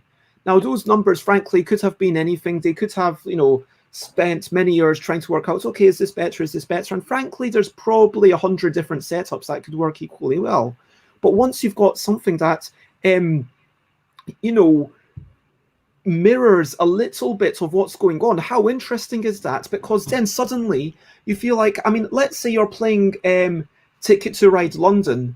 When people put up St. Paul, people were up in arms about it, saying, hey, it's not St. Paul, it's St. Paul's. And that's like a really small thing. And kind of think, hey, that's other thing that you've got wrong. And let's not get into the whole thing of Days of Wonder, like kind of reskinning old graphics, that's kind of, but let's not talk about the cover. But the point is, like, you see this, and things in London are bigged up. You see them in films, you see them in games, and then you're going to say, oh, there's the London Eye. And then you finally come to London, and the first, year that I was in London, and even now sometimes, if I were to actually cycle down, because I've not been for a good few months, because, the way the world is. But last time I was cycling across, I think I actually did go across Tower Bridge, which is the one with the towers. London Bridge is actually quite a boring bridge, but it's got a nice view of Tower Bridge. So London Bridge is the one you probably want to be on, just so that you can see Tower Bridge better. But anyway, so I cycled across Tower Bridge. I cycled, basically someone ordered the game and was like, well, I could either go to the post office where there's a really long queue, or I could cycle there. And yes, it'll take me like 2 hours, but I'll have done my exercise. And so I went there, I kind of checked with them before, is it fine for me to deliver this to you? And then I rang the bell. We kind of had a slightly distanced thing. I was wearing gloves. And yeah, my point is that by having references to London, it makes it more exciting to now visit, by having a sense that's, okay, this part of Germany is further away from this part. And it means that now I've got a vague sense, not I know Germany because I played Power Grid, but like I've got a vague sense of the geography. Now, how cool would it be if, there's like Ticket to Ride, to be fair, I don't know how it would be for New Zealand. Maybe there's like some sorts of shipping trails or something. I don't know. We've got one train line. We've got one highway. It doesn't need to be trains. It doesn't need to be trains. It could be like fishing routes or whatever. And yeah, it feels like actually tapping into the culture in a meaningful way means that now we're learning a little bit more. Yeah. London Bridge is not. Don't bring that up. So the Chinese Power Grid map is illegal, apparently. because in some places because it doesn't include Taiwan or Hong Kong. Of course it doesn't. Ah, classic. Oh, fucking China. Going back that is a great example, though, of not understanding what is culturally important to China. And to China, Taiwan and Hong Kong are part of China. Like, that is just a fact, according to China. So if you present a game that shows Taiwan as an independent state, they're going to hate it. They're absolutely going to hate it. Yeah, that's actually a remarkably good example of how you can get a cultural assumption wrong. And hello, Prey. We are having a hello, Prey. Morning. We're having just a chat about cultural appropriation, so it's a little bit more serious than usual. But if you have the stomach for that, then please join in. Elaine says games like Pandemic Legacy taught Elaine more about where countries are than they learned at school. And I'd just like to bring up, Elaine, that New Zealand, Aotearoa, as far as I'm aware, does not appear in any Pandemic game. We're off the map. I actually did a list years ago of all the big board games that left us off the map. There's a lot. The map gets cut off at Australia, and Are there any games with world maps where New Zealand is actually on it? Oh, yeah, there's a few. Okay. There's actually a game coming out from GMT probably in a couple of years that deliberately has New Zealand on it because the designer saw me complain. And it's like, we put New Zealand on the map just for you. Andrew January says, how much is an issue of people not knowing how much they don't know? And I think Trav responds perfectly. That's why you don't assume that your research is complete. Talk to people who actually know that culture. And that's why you need to get a cultural consultant. Well, and one of the things is there's just, up until quite recently, it's just not been something you had to bother with. You just kind of, if you wanted to make the Tribes of Ghana as a board game, you just went and made it. And no one really kicked up a fuss. This is very much something that has risen in prominence in the last few years. And hopefully more of it happens. Yeah. An explanation for why New Zealand isn't on the pandemic map. Yep. Yeah.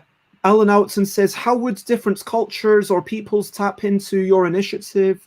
How are things like best practice likely to be disseminated? And I think this comes back into the thing that is being set up with you as one of the members.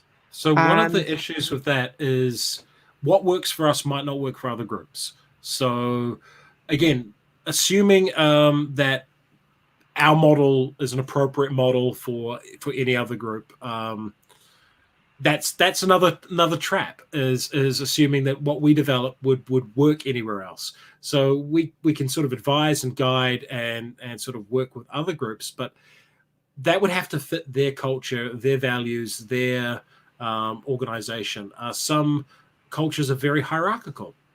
Something might have to pass through a chief or a collection of elders or some other power structure in order to have a degree of authenticity.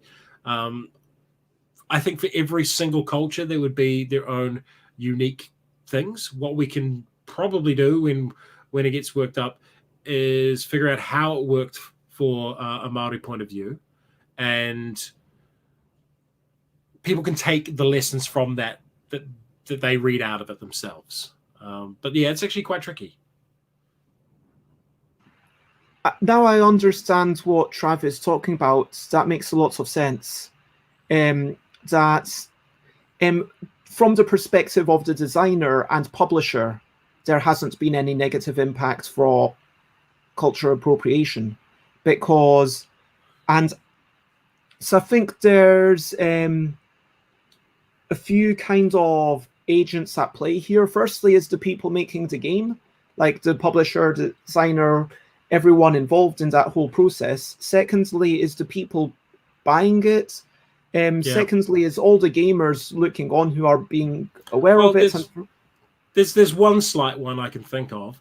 Not a single one is they don't appear on my channel. I don't give them airtime.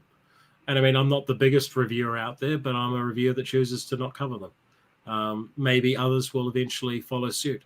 Maybe more people will selectively go, you know what, I'm not interested in playing Slavers of the Caribbean. That's not something that interests me. I'm not interested in playing Chieftains of Western Sahara, which, has no theming to it.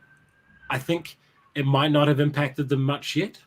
I think Maracaibo, for example, is a great example of a game that has done incredibly well. And people like myself saying, I have no interest in playing that game. I don't want to cover that game. I don't want to talk about that game, except in this context, hasn't dented it. 10 years from now, maybe that'll be different. What we can do is I'll do my part to try and make tomorrow different than today and different from yesterday. And I think if all of us do a little bit about that, I don't know, maybe tomorrow will be a little bit better. Maybe the day after. That's a really good thing to aspire towards. Jay Foolsguard is trying to say that board games will always have a degree of simplification, and because of that simplification, it's extra easy to leave things out and mess things up. And people should keep that representation in mind and work to not just fall into the trap. Or alternatively, you can just do cats or sci-fi, of course. Yeah.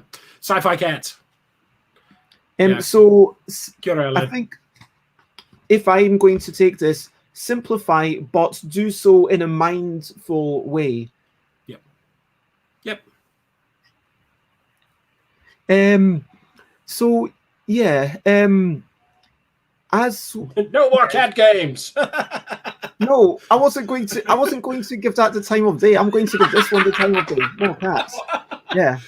Hey, Isle of Cats. Like, I played that a couple of months ago. That is really good. That is a really good cat game. I mean, this is once I'm ready. Once I've got to the second edition of Kitty Cataclysm. I mean, I don't think you even like the kinds of games that have tended to do in the past that much. Like you feel like you're more of a mid-weight, heavyweight, kind of person. So I came into board gaming really from a wargaming background. So it's high conflict, high interaction, medium to high complexity. I'm going to suggest Kitty Cataclysm, which I'm biased about because I made, but there is a one-player mode that I am just putting. I just need to write the rules to, and then you can play it with all the old decks.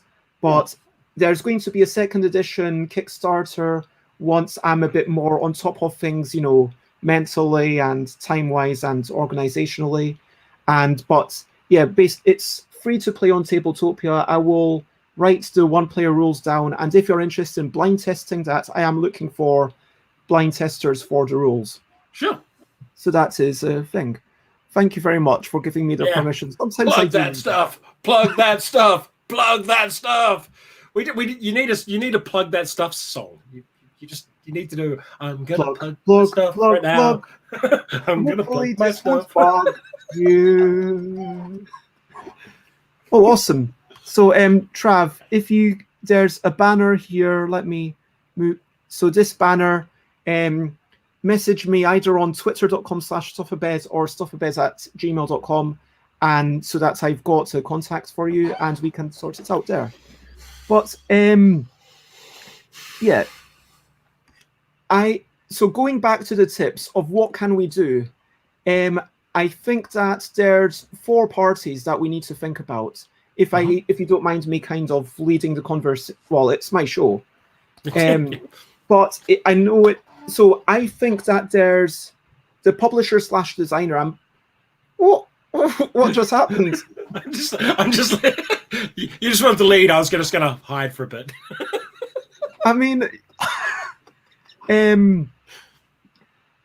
basically, look, there's the people who make it, the designers and the publishers.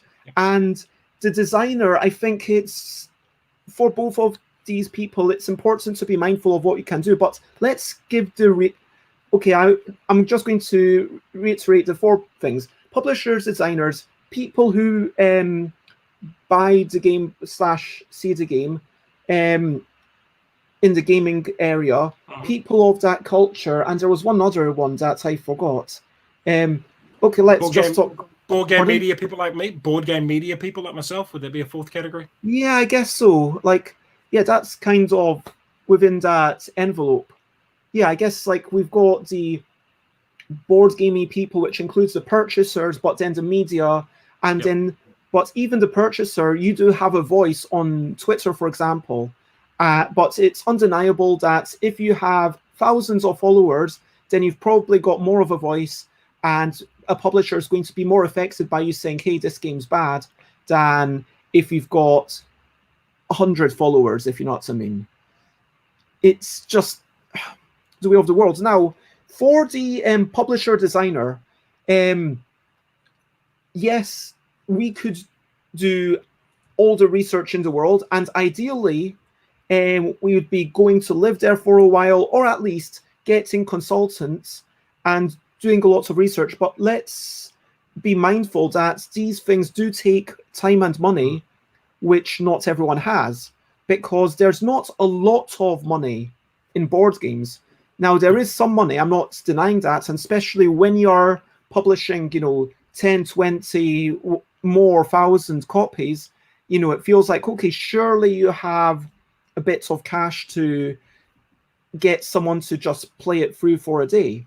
But let's think about reconciling those things.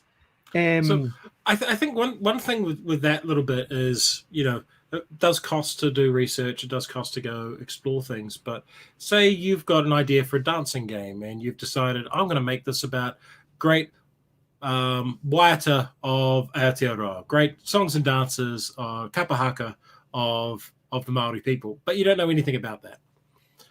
But you are from England. Well, why not make a game about Morris dancing? You don't necessarily need to always go to another culture if there's something in your culture that might be appropriate that you can showcase. That's why something like brass, I think Martin Wallace is from up that way, and that's the story of that part of England, and what happened up there in that period. And it's not exactly a big narrative game or anything, but it's what is that? Is that how other people see us? Oh yeah, as far as I'm aware, this is my knowledge of England. You all hang out in pubs all the time. You all watch football and get into 1,000 fights at every football match, and you all learned how to do Morris dancing at some point. That's British culture, isn't it? There's Morris dancing, pubs, and football. There's definitely lots of pubs. There's definitely football is a big thing. Morris dancing is very much seen as a niche. But there are still people who engage in it. And yeah, but that's a great example of I actually don't know much about the United Kingdom at all. That's Morris dancing, football, pubs. So if I was making a board game about the UK, that'd probably be the 3 themes. Grifted HH says, I don't think any censorship is required for any artistic media, but if a designer wants to include challenging material in their game, how can they do so without being chastised? I mean, it's not about doing it without being chastised. It's about doing it without causing harm. Yeah.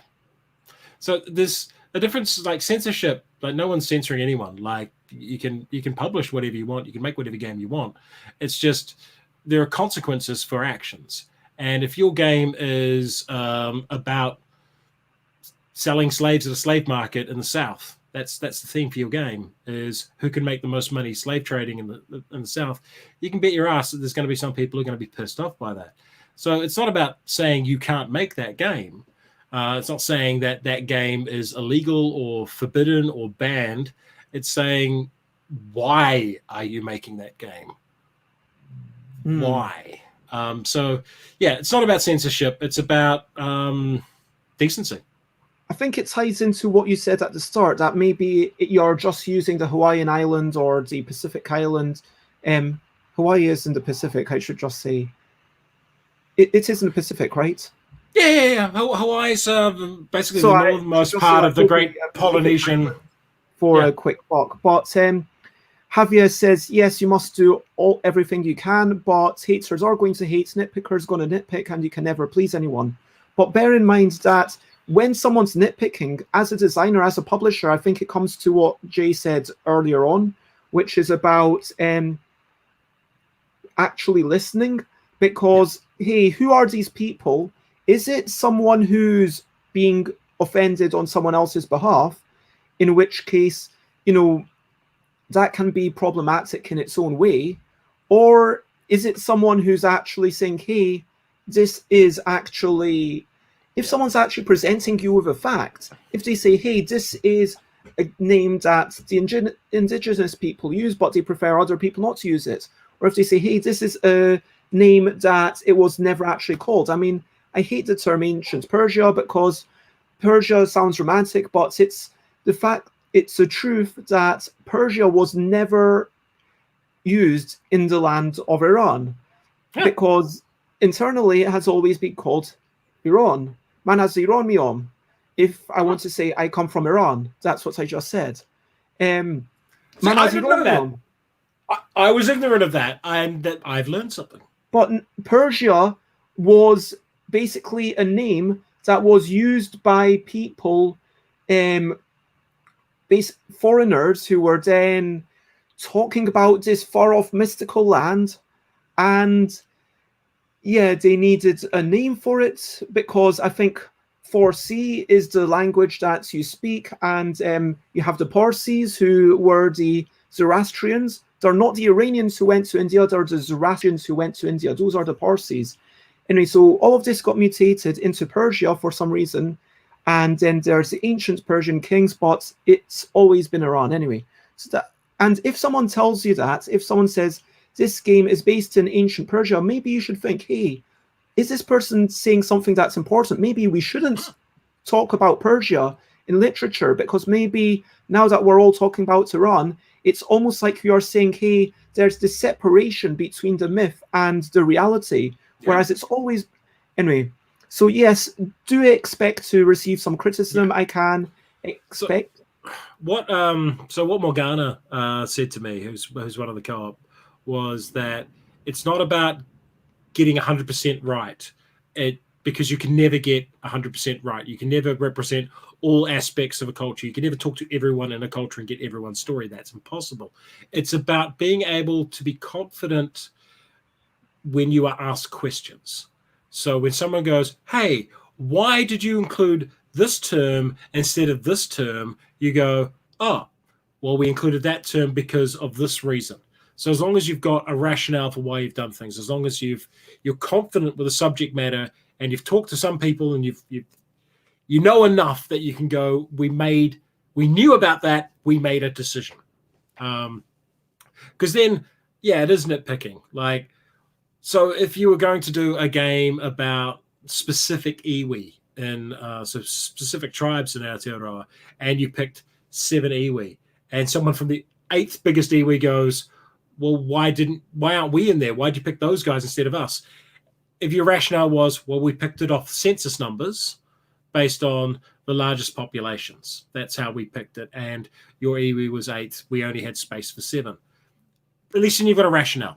You've got a reason why you did what you did. Might not be the best reason, but if you're going to be asked those questions, it's good to have answers. This pops up in Wargaming an exceptional amount of time, because Wargamers are the biggest nitpickers on the planet. Because what will happen is you'll see a picture of a gun and something, and someone will go, that's the M16A1. That wasn't in service until 3 months before, 3 months after this battle. Wargaming people are so... I don't mean this in a bad way, but you're so desirous of knowledge. Yep. Okay. Yes.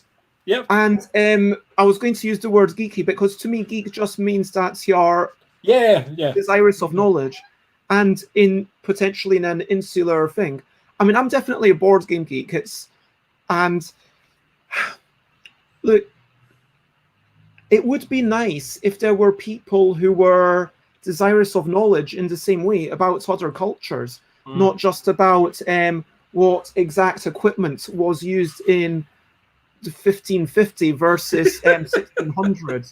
I tell you, like, the same people who will go, oh, it's just a game, it doesn't matter if they got the fact wrong, will lose their shit if there's a pole arm of a certain length in a war game 30 years before that length of pole arm was used. If they will just lose the plot. But at the same time, they'll go, oh, that culture doesn't matter. So it is a matter of what cultures matter, what you consider important as well.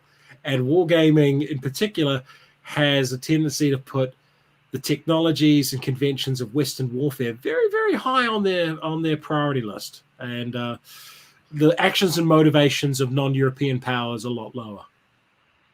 I'm sorry for covering your face. Someone, Trav, says there's going to the opposite extreme. The word nega in Mandarin roughly means that or and nega, nega, nega is a common utterance when trying to figure out what to say next. But it sounds like something else in a Midwestern US accent. And this resulted in a US college teacher getting suspended. Oh. So you're talking about issues of transliteration and how... I think there's the issue of things being misunderstood. Yeah.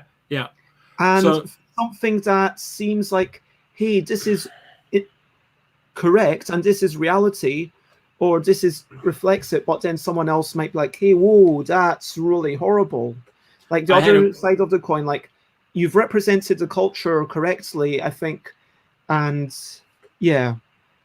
Oh, yeah, that's really tricky. Like a game that I came across, which had an example of this, is Rurik Dawn of Kiev, and I reviewed Rurik Dawn of Kiev. It's designed by a Russian, and it's about early Rus history, and I thought it looked really good. The game itself is really neat. I love it. I gave it a gold medal. The action programming system in it is one of the best innovations in board gaming in the last 5 years. Great game. It's like Scythe, only without Scythe's problems.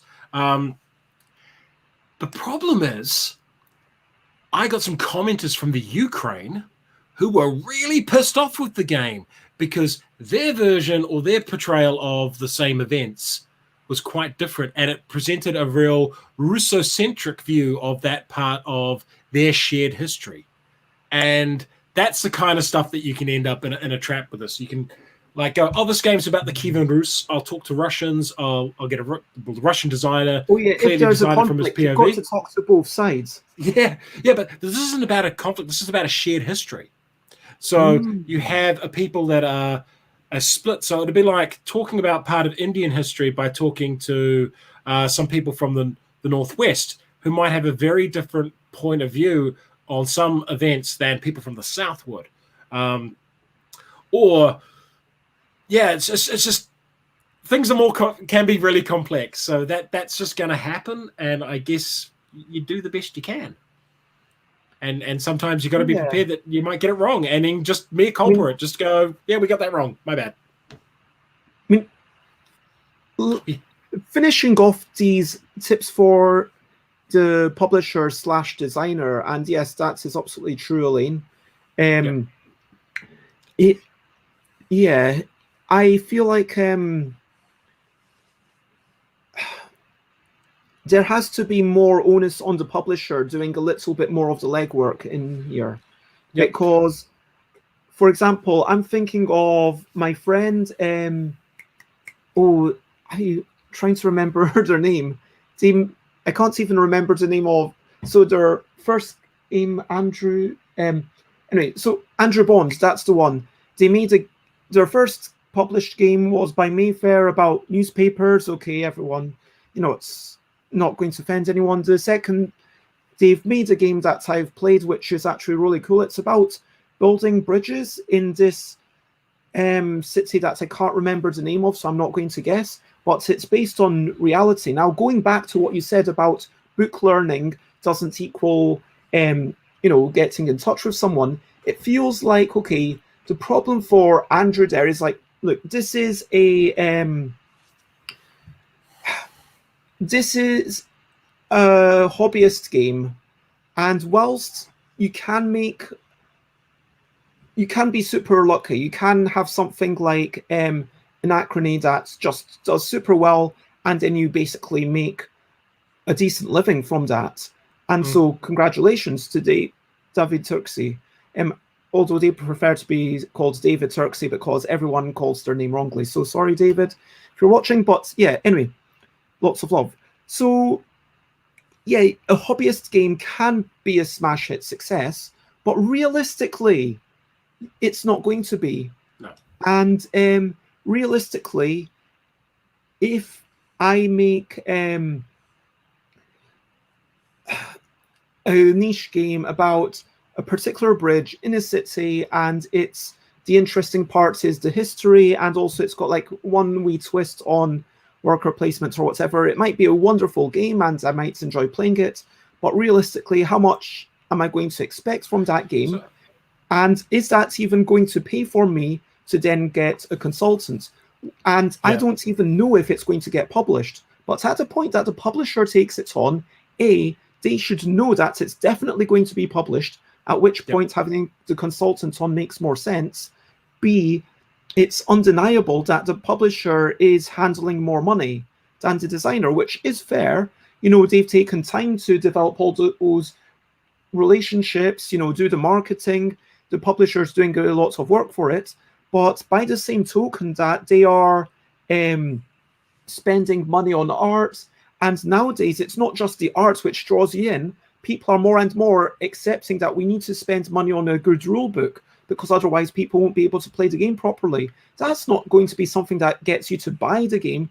That's going to be something that potentially gets you to spread the game to other people, to say, hey, this is good fun, let's play it right now, because I can refresh my memory or learn the game quickly. And consultation should be in that same step as a rule book. And I don't think it's necessarily something that should always be saying this is something you 100%. Like, obviously, this is what I believe. It's not necessarily what you believe, and I'm going to have my piece. It's not something that you should say to a self-publisher who's only planning to do like 500 copies potentially. You can't easily say to them, okay, spend the money on getting someone, on a cultural person, spend the money on someone to rewrite your rule book. I'm well aware that I could pay someone to write all my rules and they would be marginally better, but I'm already making a loss on most of my games, frankly. So my counter to that again is, then don't do it. Do another thing. Do something else. If you're going to not take the steps, if you're not going to do the work, if you're not going to make a game that isn't culturally appropriative, make another thing. Do something else. If that's in the too hard basket to do the job properly, then cats in space. Like, just cats in space. Does your game need to be based on there? Why does it need to be based on there? So I don't think any of those are actually legitimate someone reasons. Has I don't think Maracaibo is a success because of its theme. I think Maracaibo is a success because it is a great game system made by a designer who has a good reputation. I think he could have made Cats in Space with the same mechanics, and that game still would have sold gangbusters. Are there actually any games about cats in space? Nemesis. Yeah. The first player marker is a space cat. Okay. It's not about cats in space, but yeah, no, we probably need more cats in space games. Andrew January is correct. It was Bridges in Budapest, and I think that's the key thing. Like Andrew Bond, so it's like they've been entranced by this. They've read a bunch of books, but they're not able to get someone to do it. So your point being that, okay, if you're pitching it to a publisher, then you're expecting the publisher to do that, but make sure that the publisher is someone who's going to do the consultation. Well, again, as a designer, I would be thinking, again, why is my game based on something I haven't done the full research for? Why am I doing this? That's really the first essence is at the start of the game, when you're creating a game, what story you are trying to tell? Where are you taking this game? Is it just a loose set of mechanics? If it's just a loose set of mechanics, then the theme can be practically anything. If it's about telling a story and you want to tell someone else's story, why? Why is that story important to you? Why does a French designer need to tell the story of people in the Pacific? Why do they need to do that? Where is that coming from? And why not tell the story about cheese makers in Grenoble? It's closer to home. They might actually know a cheesemaker. So again, it comes back to why are you making this game? What's the reason you've set down this path to create this game? What's driving you? And is that being driven from a good place? And so... Yeah. That's right. I said to Elaine, I'm making a game on counterterrorism, but I did a master's degree in that, and I've studied it for years. So, yeah, and I'm not taking that lightly. And if it's a serious topic, you need to think about things seriously. Now, let's talk about tips for the gaming community, the gamers, the reviewers, and also bystanders, if you know what I mean. Yep. So I think just most behavior is driven by consumers. So that's the people who buy the games, people who talk about the games, people who take the games and share them with others. So it's not just the buying of the game, it's also what you choose to share with your gaming group, because other people will talk about that game and they'll go on and buy it. And it's how you spread word of mouth about a game. And if this sort of stuff bothers you, don't swallow the dead rat. Don't just go, I'm not comfortable playing this game with the slave cubes because that makes me squicky, but it's such a good game, I'll play it anyway. There's thousands of more games out there. Like, you don't need to play a game that makes you feel slightly uncomfortable just to fit in. Kind of just go, you know what? I'll be out of this round, okay, guys? Like, you play Murder Hobos of the Pacific. I'll go play this Space Cats game. So it's having the courage to sort of go, I'm not going to go along with something I don't feel comfortable with. That's, of course, if you actually don't feel comfortable with it. If it doesn't bother you, there's not much I can do to change your mind about that. But I think it's just making it so that it's normal to go, hey, this game isn't for me. I think that's quite well accepted with war games. If I show up to a group and go, hey, guys, we're going to play Stalingrad 42, and like we're going to play Russians versus Germans, people are quite comfortable to go, yeah, no, we don't want to play a game about Stalingrad. We really don't. That doesn't sound fun. That sounds miserable. One of my favorite games is Paths of Glory. It's about the First World War. There's about 4 people I can play it with because everyone else goes, I'm not playing a game about the First World War. Holy shit, no, that is miserable. That is a miserable war. There's nothing. It's just miserable, miserable, miserable. And I'm like, yeah, but the game's really, really engaging. And like, it's miserable. It makes you feel miserable while you're playing it. And I'm like, it's not a selling point. Why are you telling us that the game makes you miserable? So being comfortable enough to say, I am uncomfortable with the subject matter of this game. I'm not interested in playing it, and I'm going to excuse myself, or can we play something else? I think that's... it gets into that whole topic of consent, that consent has to be informed, consent has to be, there is some responsibility of someone to withdraw or give consent, in a clear manner. And I don't want to be victim blaming, but like, yeah, you have the right and you have the power. And thank you very much for the comments, Elaine. It's lovely to have you here. And yeah, talking about, Trav says, does this extend to don't review it if you're uncomfortable? I think we've already addressed that. That's something you do. I choose not to cover games that I don't particularly like. You will not see Cards Against Humanity on my channel ever. You will not see Maracaibo. You will definitely not see Archipelago. I mean, Archipelago angered me. I was angry after playing that game. If you were doing longer reviews, let's say you were taking an hour to review a game, do you think you could see yourself reviewing a game and saying, hey, this is why this game is terrible, don't buy it? Well, I try to give pros and cons in every game, and I'll review games that I think are mechanically pretty ordinary. But if I find a game absolutely offensive, I'm just not going to give it the time of day. I'm not going to give ammunition to the people who want to get upset as well. So every time someone says something negative about Archipelago or one of those, yeah, I don't do sponsored content, so that's outside my purview. Yeah, I think that if you're being paid by someone, I know it's outside of your purview, but I think that if I would happily, if someone paid me 50, if someone pays me 50 quid, I'm just going to say that's my price. Pay me 50 quid, and I will say, I will read the rules. I'll spend half an hour reading them. I won't actually play your game, but I'll say what I think of your game. See, so if you want me to actually play the game with other people, then I will ask for potentially more money depending on what I'm subjecting other people to. And that have to be something that other people were into it. But fundamentally, let's say you wanted me to... Actually, that's a fair point, because let's say fundamentally,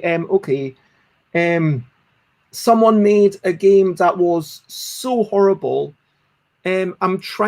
I almost don't want to say the name of something that would be horrible, because even saying the name, explaining why it's horrible. I know there's a game out there about it's like prison the negative, even negative press is good press. Yeah, there's a game out there about prison rape. Like it's a competitive two-player game. Not want the loser gets raped in the shower. The name of the game. I don't want to kind of go in. I don't want to share the names of games. I do not want to retweet anything where someone's saying, hey, this is a bad game. Because if I agree with them that it's a bad game, I just want to ignore it. And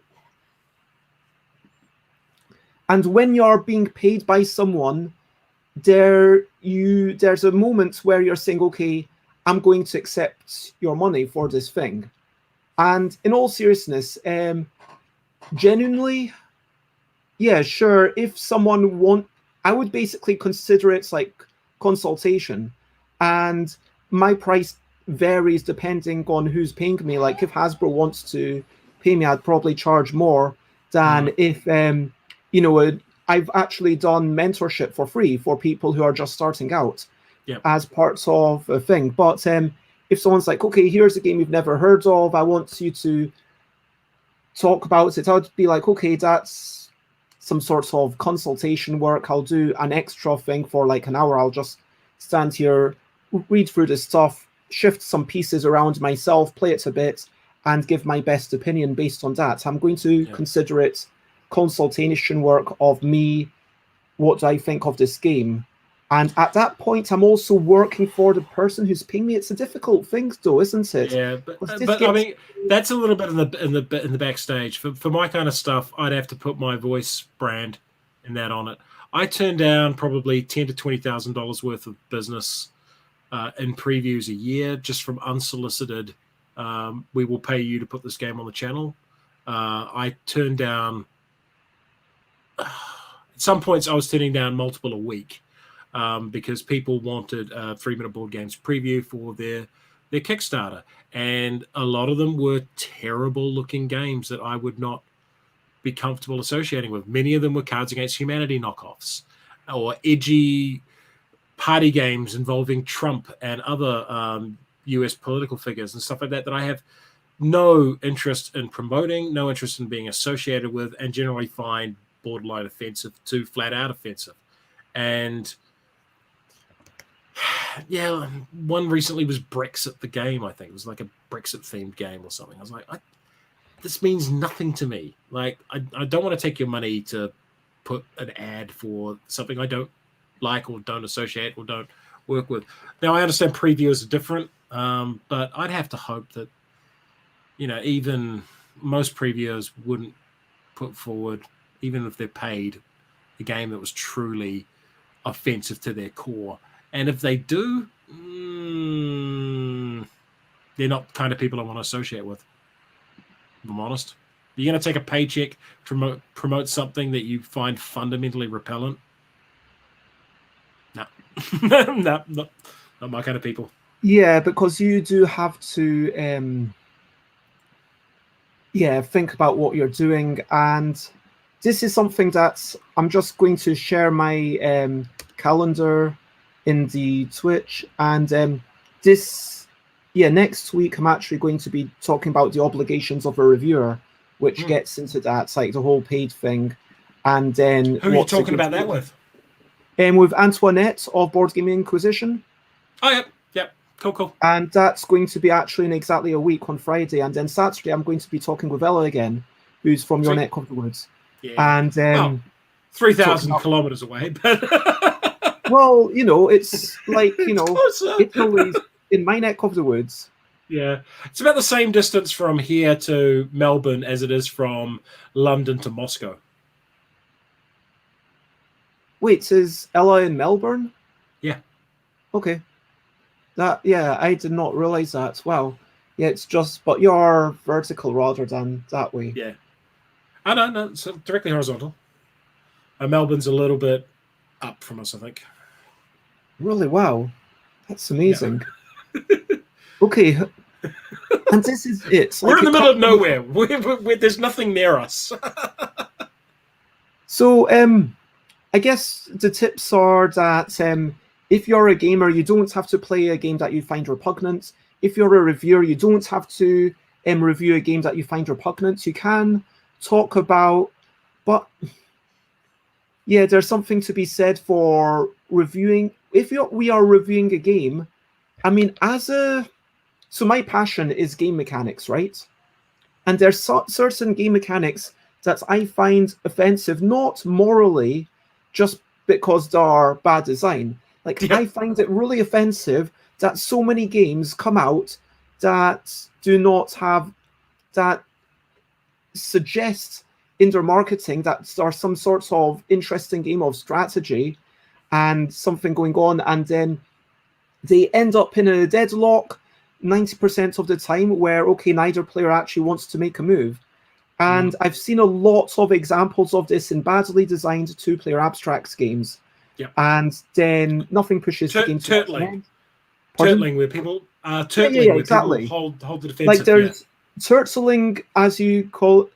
Yeah, like it's something has to be done to prevent this from being a big problem. And if it's a strategic game, people should be playing to win. Yeah. You should be able to play to win. My pet hate is miss a turn. I hate miss a turn. Like if a game has you skip your next turn, I'm like, because it's no fun. It is the opposite of fun. You have fun playing the game, and the game says you don't get to play next turn. Oh, okay. Oh. Yeah, miss a turn is really sucky. And look again, Alex. Lock-based games with no catch-up mechanisms. I mean, it depends how long it is. Yeah. So, yeah, I think the point is, what I'm trying to get at is, as a reviewer, do I even give a truly terrible game the time of day? Or do I just be like, okay, you know what, this is mechanically terrible. I mean, to be fair, I don't even do reviews anymore. Like, I did a few reviews, and I will probably do like maybe 1 or 2 a month, at which point I should really spend that time doing reviews for games that I really like. But for me, the reason that I started off doing reviews, this is a true statement, was that it's kind of like a farewell to the games that I want to pass on. So it's like, the reason that I wanted to do it was because, I've got this game Last Straw. I really don't like it. I think I had it. I no longer have it. And because I reviewed it, so I was like, okay, let me talk for literally about an hour about why I don't like it. And then I did a 1-minute review at the end, which I only put onto YouTube. And then, it was like, okay, now I've expunged it from my system. There you go, Layla. That is your game. And I have a video series like that for similar games. Yeah, I have a video series like that called "The Games I Got Rid Of," and that can get negative. Like, that's the only time I really get into ripping on games. And like, I shredded Detective by Portal Games. Like, I did a skit about how bad it was. I don't do skits.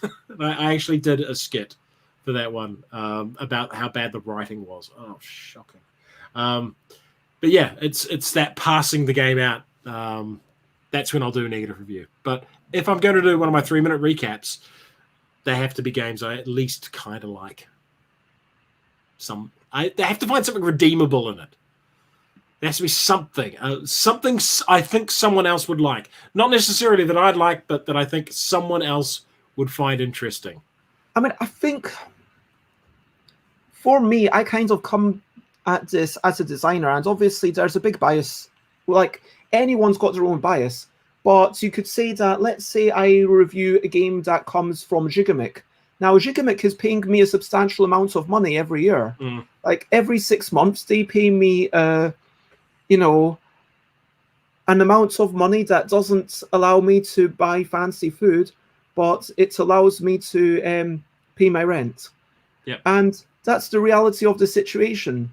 And, you know, I've had conversations with people from Yellow and where they know me because I made Yogi, and they're French, and every publisher in France, if they don't know Yogi, then what are you doing basically at this point? So, I mean, I'm allowed to say that because it has sold a number that is 6 digits.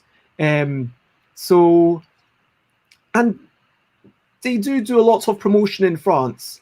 Anyway, so the point is that I wouldn't be against Yellow potentially publishing a game of mine in the future. That's certainly not something that I would say no to, and it's arguably something that I might even aspire to. There's definitely some companies where now, if I review a game of a company that I think I should probably stop this line of conversation because I worry that I'm taking too much. I just think we've gone a wee bit off topic here. Yeah, but again, I'm coming from it from a designer point of view. Like, I want to talk about the mechanics, and even when they're good, I could do what Jamie Stegmaier does and say, this is something I love about this game, which is nice. It's all positive. But then on the other hand, sometimes I am willing to say yes. And the fact that in The Last Straw, in Penguin Pileup, yes, these are just kids' games, but the fact that if no one at the table is good enough, this game will last forever. And that's just not a fun experience because it'll be, oh, it's falling, and there's no excitement. And the physicality of the pieces, that lets me learn something as a designer about why doesn't this game work, and the fact that I forced myself to talk about it for an hour, and it's like a simple game. It takes about 10 minutes to play. It's meant to take about 10 minutes to play, but if you're not very good at it, it can take literally infinite time. And I'm not exaggerating, because basically, unless you're good enough to stack unless someone at the table is good enough to stack all the matches on top of the camel's back, you will be at it until someone develops the skills. I mean, anyway, well, let's get to the final tips, which is for the indigenous folk. And I don't want to say, okay, everyone, you need to make your own collab, like they've done with some Maori people. New Zealanders. I think yes, you're not Maori. No, I'm not. So again, this is going to be words passed on through me from other people, and this is like advice and guidance I've got from the rest of the co-op. So take that with a grain of salt, because it's coming from me, and I'm not Indigenous, and I do not pretend to be Indigenous, and I do not directly claim to speak for Indigenous people, just to provide a Pākehā perspective in consultation with them. And I think the thing is to just say when something is problematic, to be bold enough to go, hey, please, Mr. Publisher, sir, it appears that you have used our things badly. Perhaps you should do better in the future. If Indigenous people don't say anything, it's very unlikely any action will happen. And I mean, this is a really small problem compared to the massive problems facing Indigenous people world over. when you compare it to income equality, health outcomes, livability outcomes, all that kind of quality of life stuff, this is way down the priority list. And sometimes it's just too small a thing compared to, say, the fact that hospitals in Indigenous areas get 30% less staff than hospitals in white areas. So I guess it's just really hard for me to say much aside from, if you do have the bandwidth, if this is a fight you want to have, and this is a fight that matters to you, you're not alone. There are people out in the board game community. There are allies like me. There are allies like you who will stand by you, who will support you, who will stand with you. And we won't speak for you. We won't fight your fight for you because we can't. But we will support you. We will agree. We will back you up, and we will provide whatever offer we can, whatever support we can. And I think that's really where it goes. We can't white knight everything. We can't pick up. I can't pick up the banner of the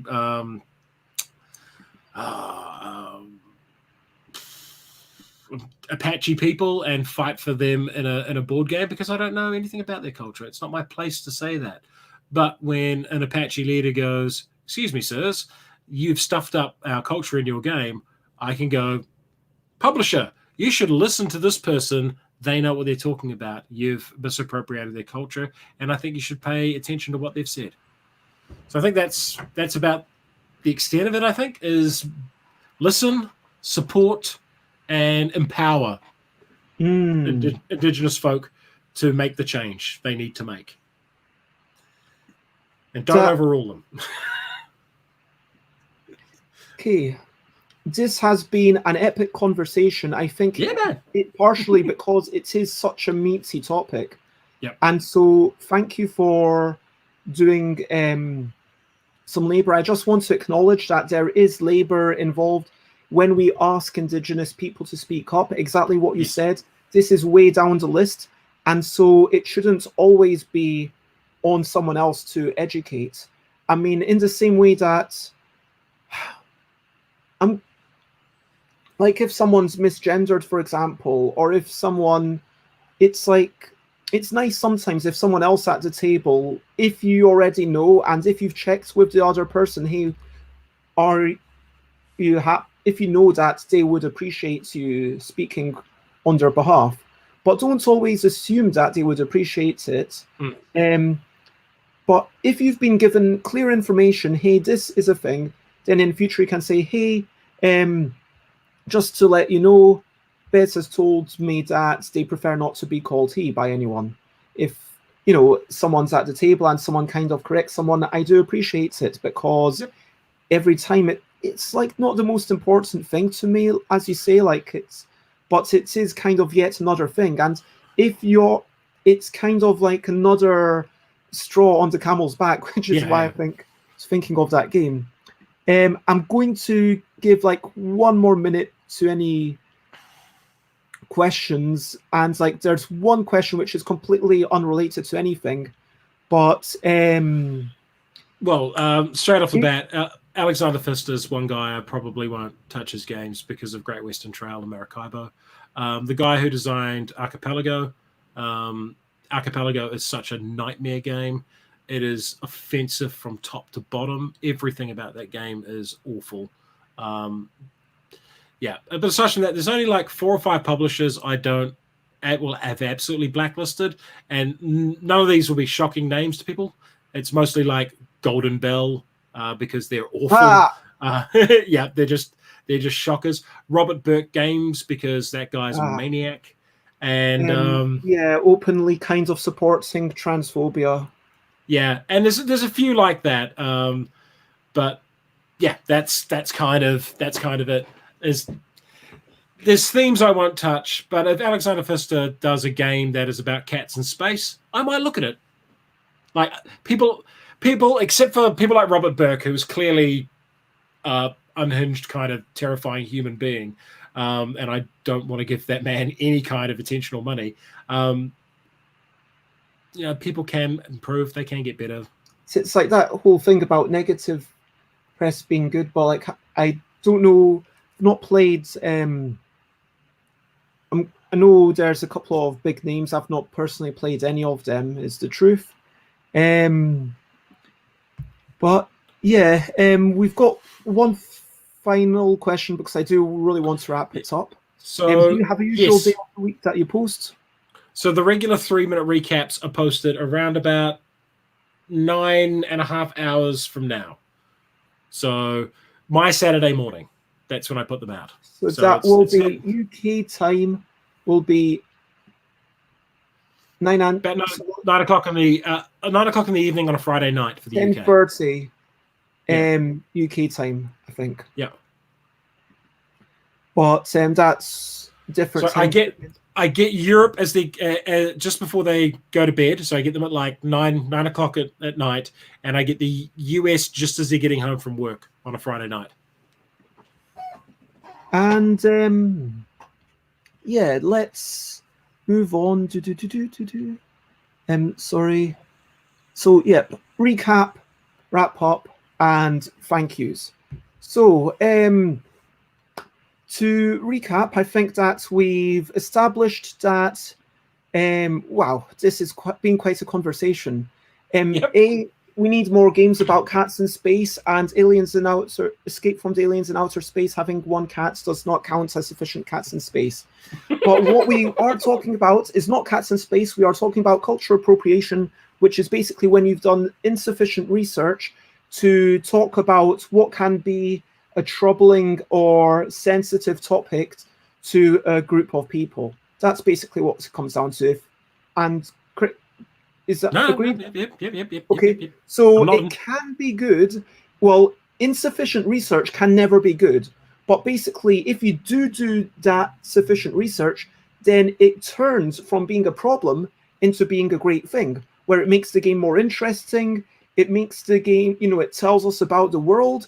It's potentially moving games into an educational point of view. Now, there's problems with it are basically that it's hurtful. It spreads wrong beliefs, and it kind of takes away knowledge from people. It's spreading wrong knowledge. It's spreading lazy stereotypes, and it's frankly less interesting. Now, to tips, what can we do about it?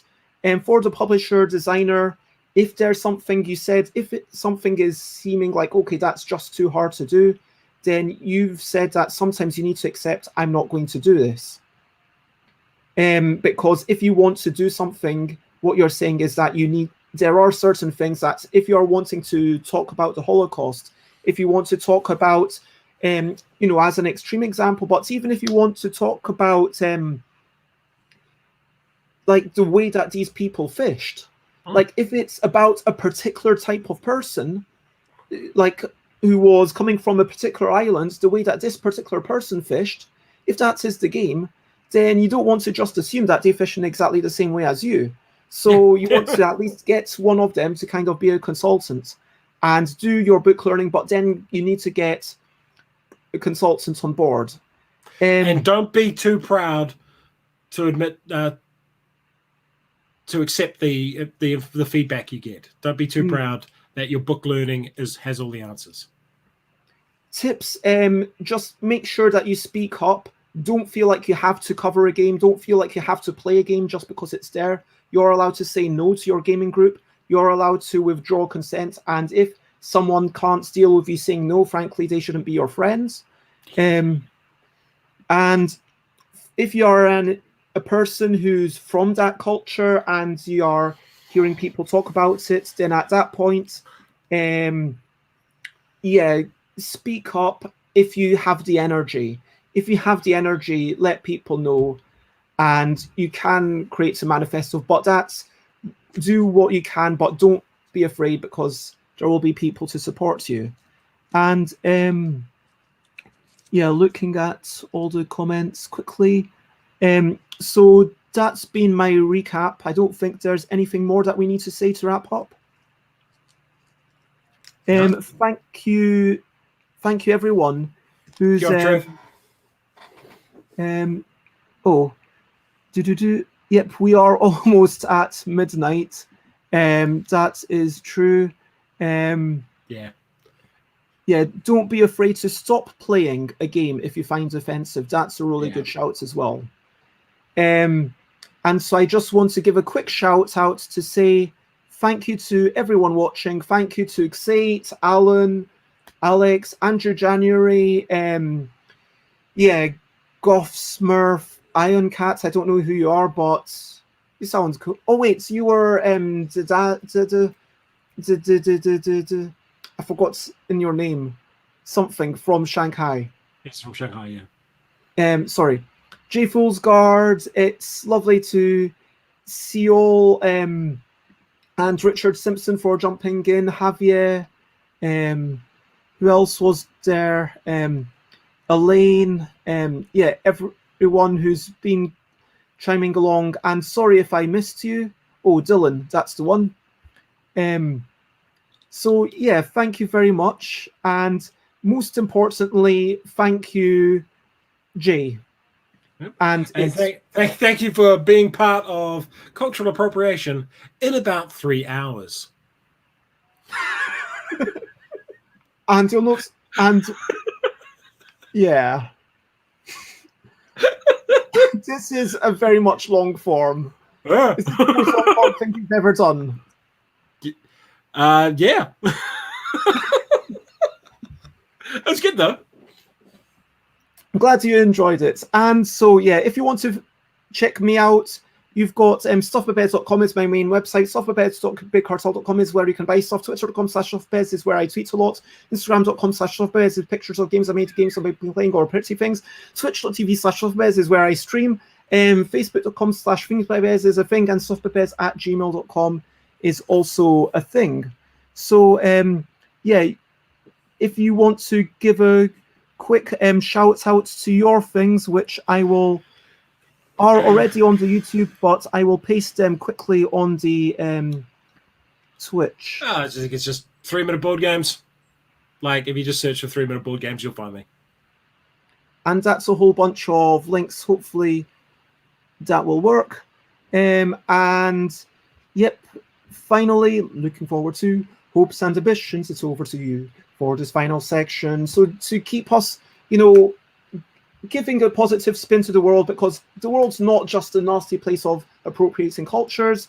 I am looking forward to seeing Layla today and hopefully playing a quick joyous game. I'm looking forward to seeing Jason very quickly for a long chat about business stuff. And I'm hoping to get to the post office to do a quick drawing for someone that they paid money for me to send a week ago, but I'm sending it today. And I'm hoping to, that's basically it. Go to the post office and maybe write the rules for Kitty Cataclysm. We'll see how that goes. Yeah. How about you? Anyone in the comments is also free to join in. I'm looking forward to something, but I can't tell anyone what it is. It's super top secret. You will find out in 4 weeks' time. And it's big. It's super big. It's massive, and I'm really looking forward to it. 4 weeks' time, you'll find out. Nice. Andrew January is currently doing a free course on Coursera about Indigenous Canada. I would highly recommend it. Looking forward to the live discussion session this weekend. Last week's one was really good. That sounds really cool. No, I refuse. Sorry.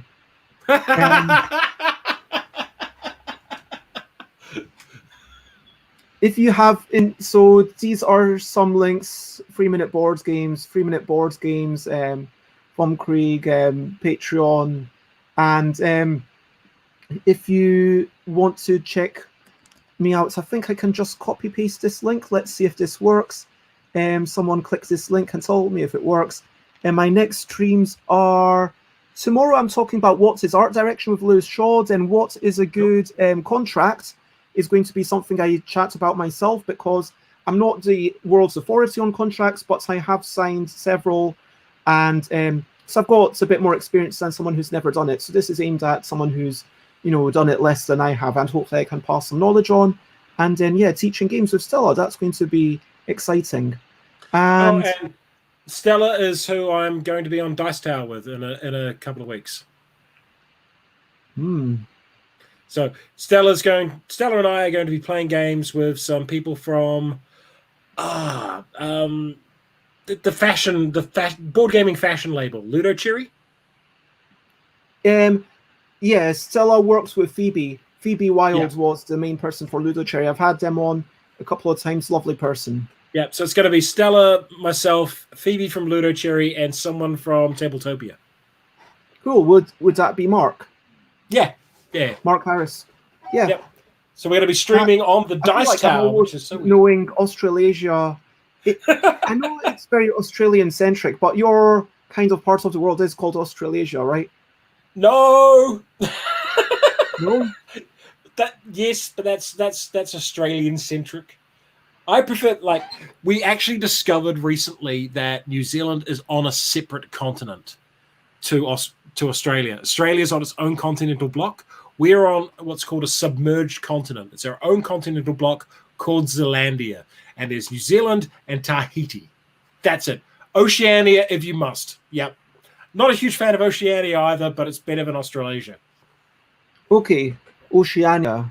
Yeah. What's the problem with Oceania? Is that it basically puts two things together, whereas they should be two? Well, Oceania is then basically us, Indonesia, Australia, and all the Pacific Islands. And it's kind of a weird thing because Australia still dominates that in a lot of ways. And the Pacific Islands, we're our own kind of our own little thing.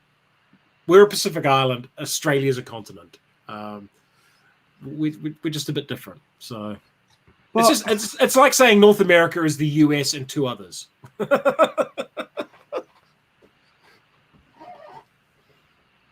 No, there's more than two others in North America, isn't there? There's some of the Central American places. If you're looking at North and South as two separate continents. Yeah. That's why they normally break Central America out into its own thing. But continents are a weird thing. Anyway, so on that note, if you have enjoyed this, then I hope it has been a fun thing. And I know it's quite long. That's why I like watching stuff on YouTube, because frankly, you can watch on 1.5 times speed or whatever. So then it would only be 2 hours long, which isn't as bad. But I think that we've covered a lot of really interesting stuff. So I want to say thank you very much. And there is only one thing left to do, if you're ready, which is to say bye. Oh wait, did you have anything left to say before we wrap up? I was already singing. Oh, I'm sorry. Bye. This is a good time. Bye. Thank you for watching along. Bye. This is the end of the show. Bye. And now it's time to go. Bye. This is the goodbye song. Bye. Thank you for watching along. Bye.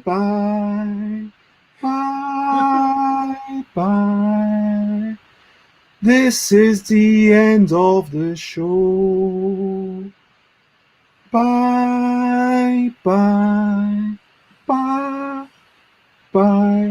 And now it's time to go. Ti he Maori ora. Bye-bye.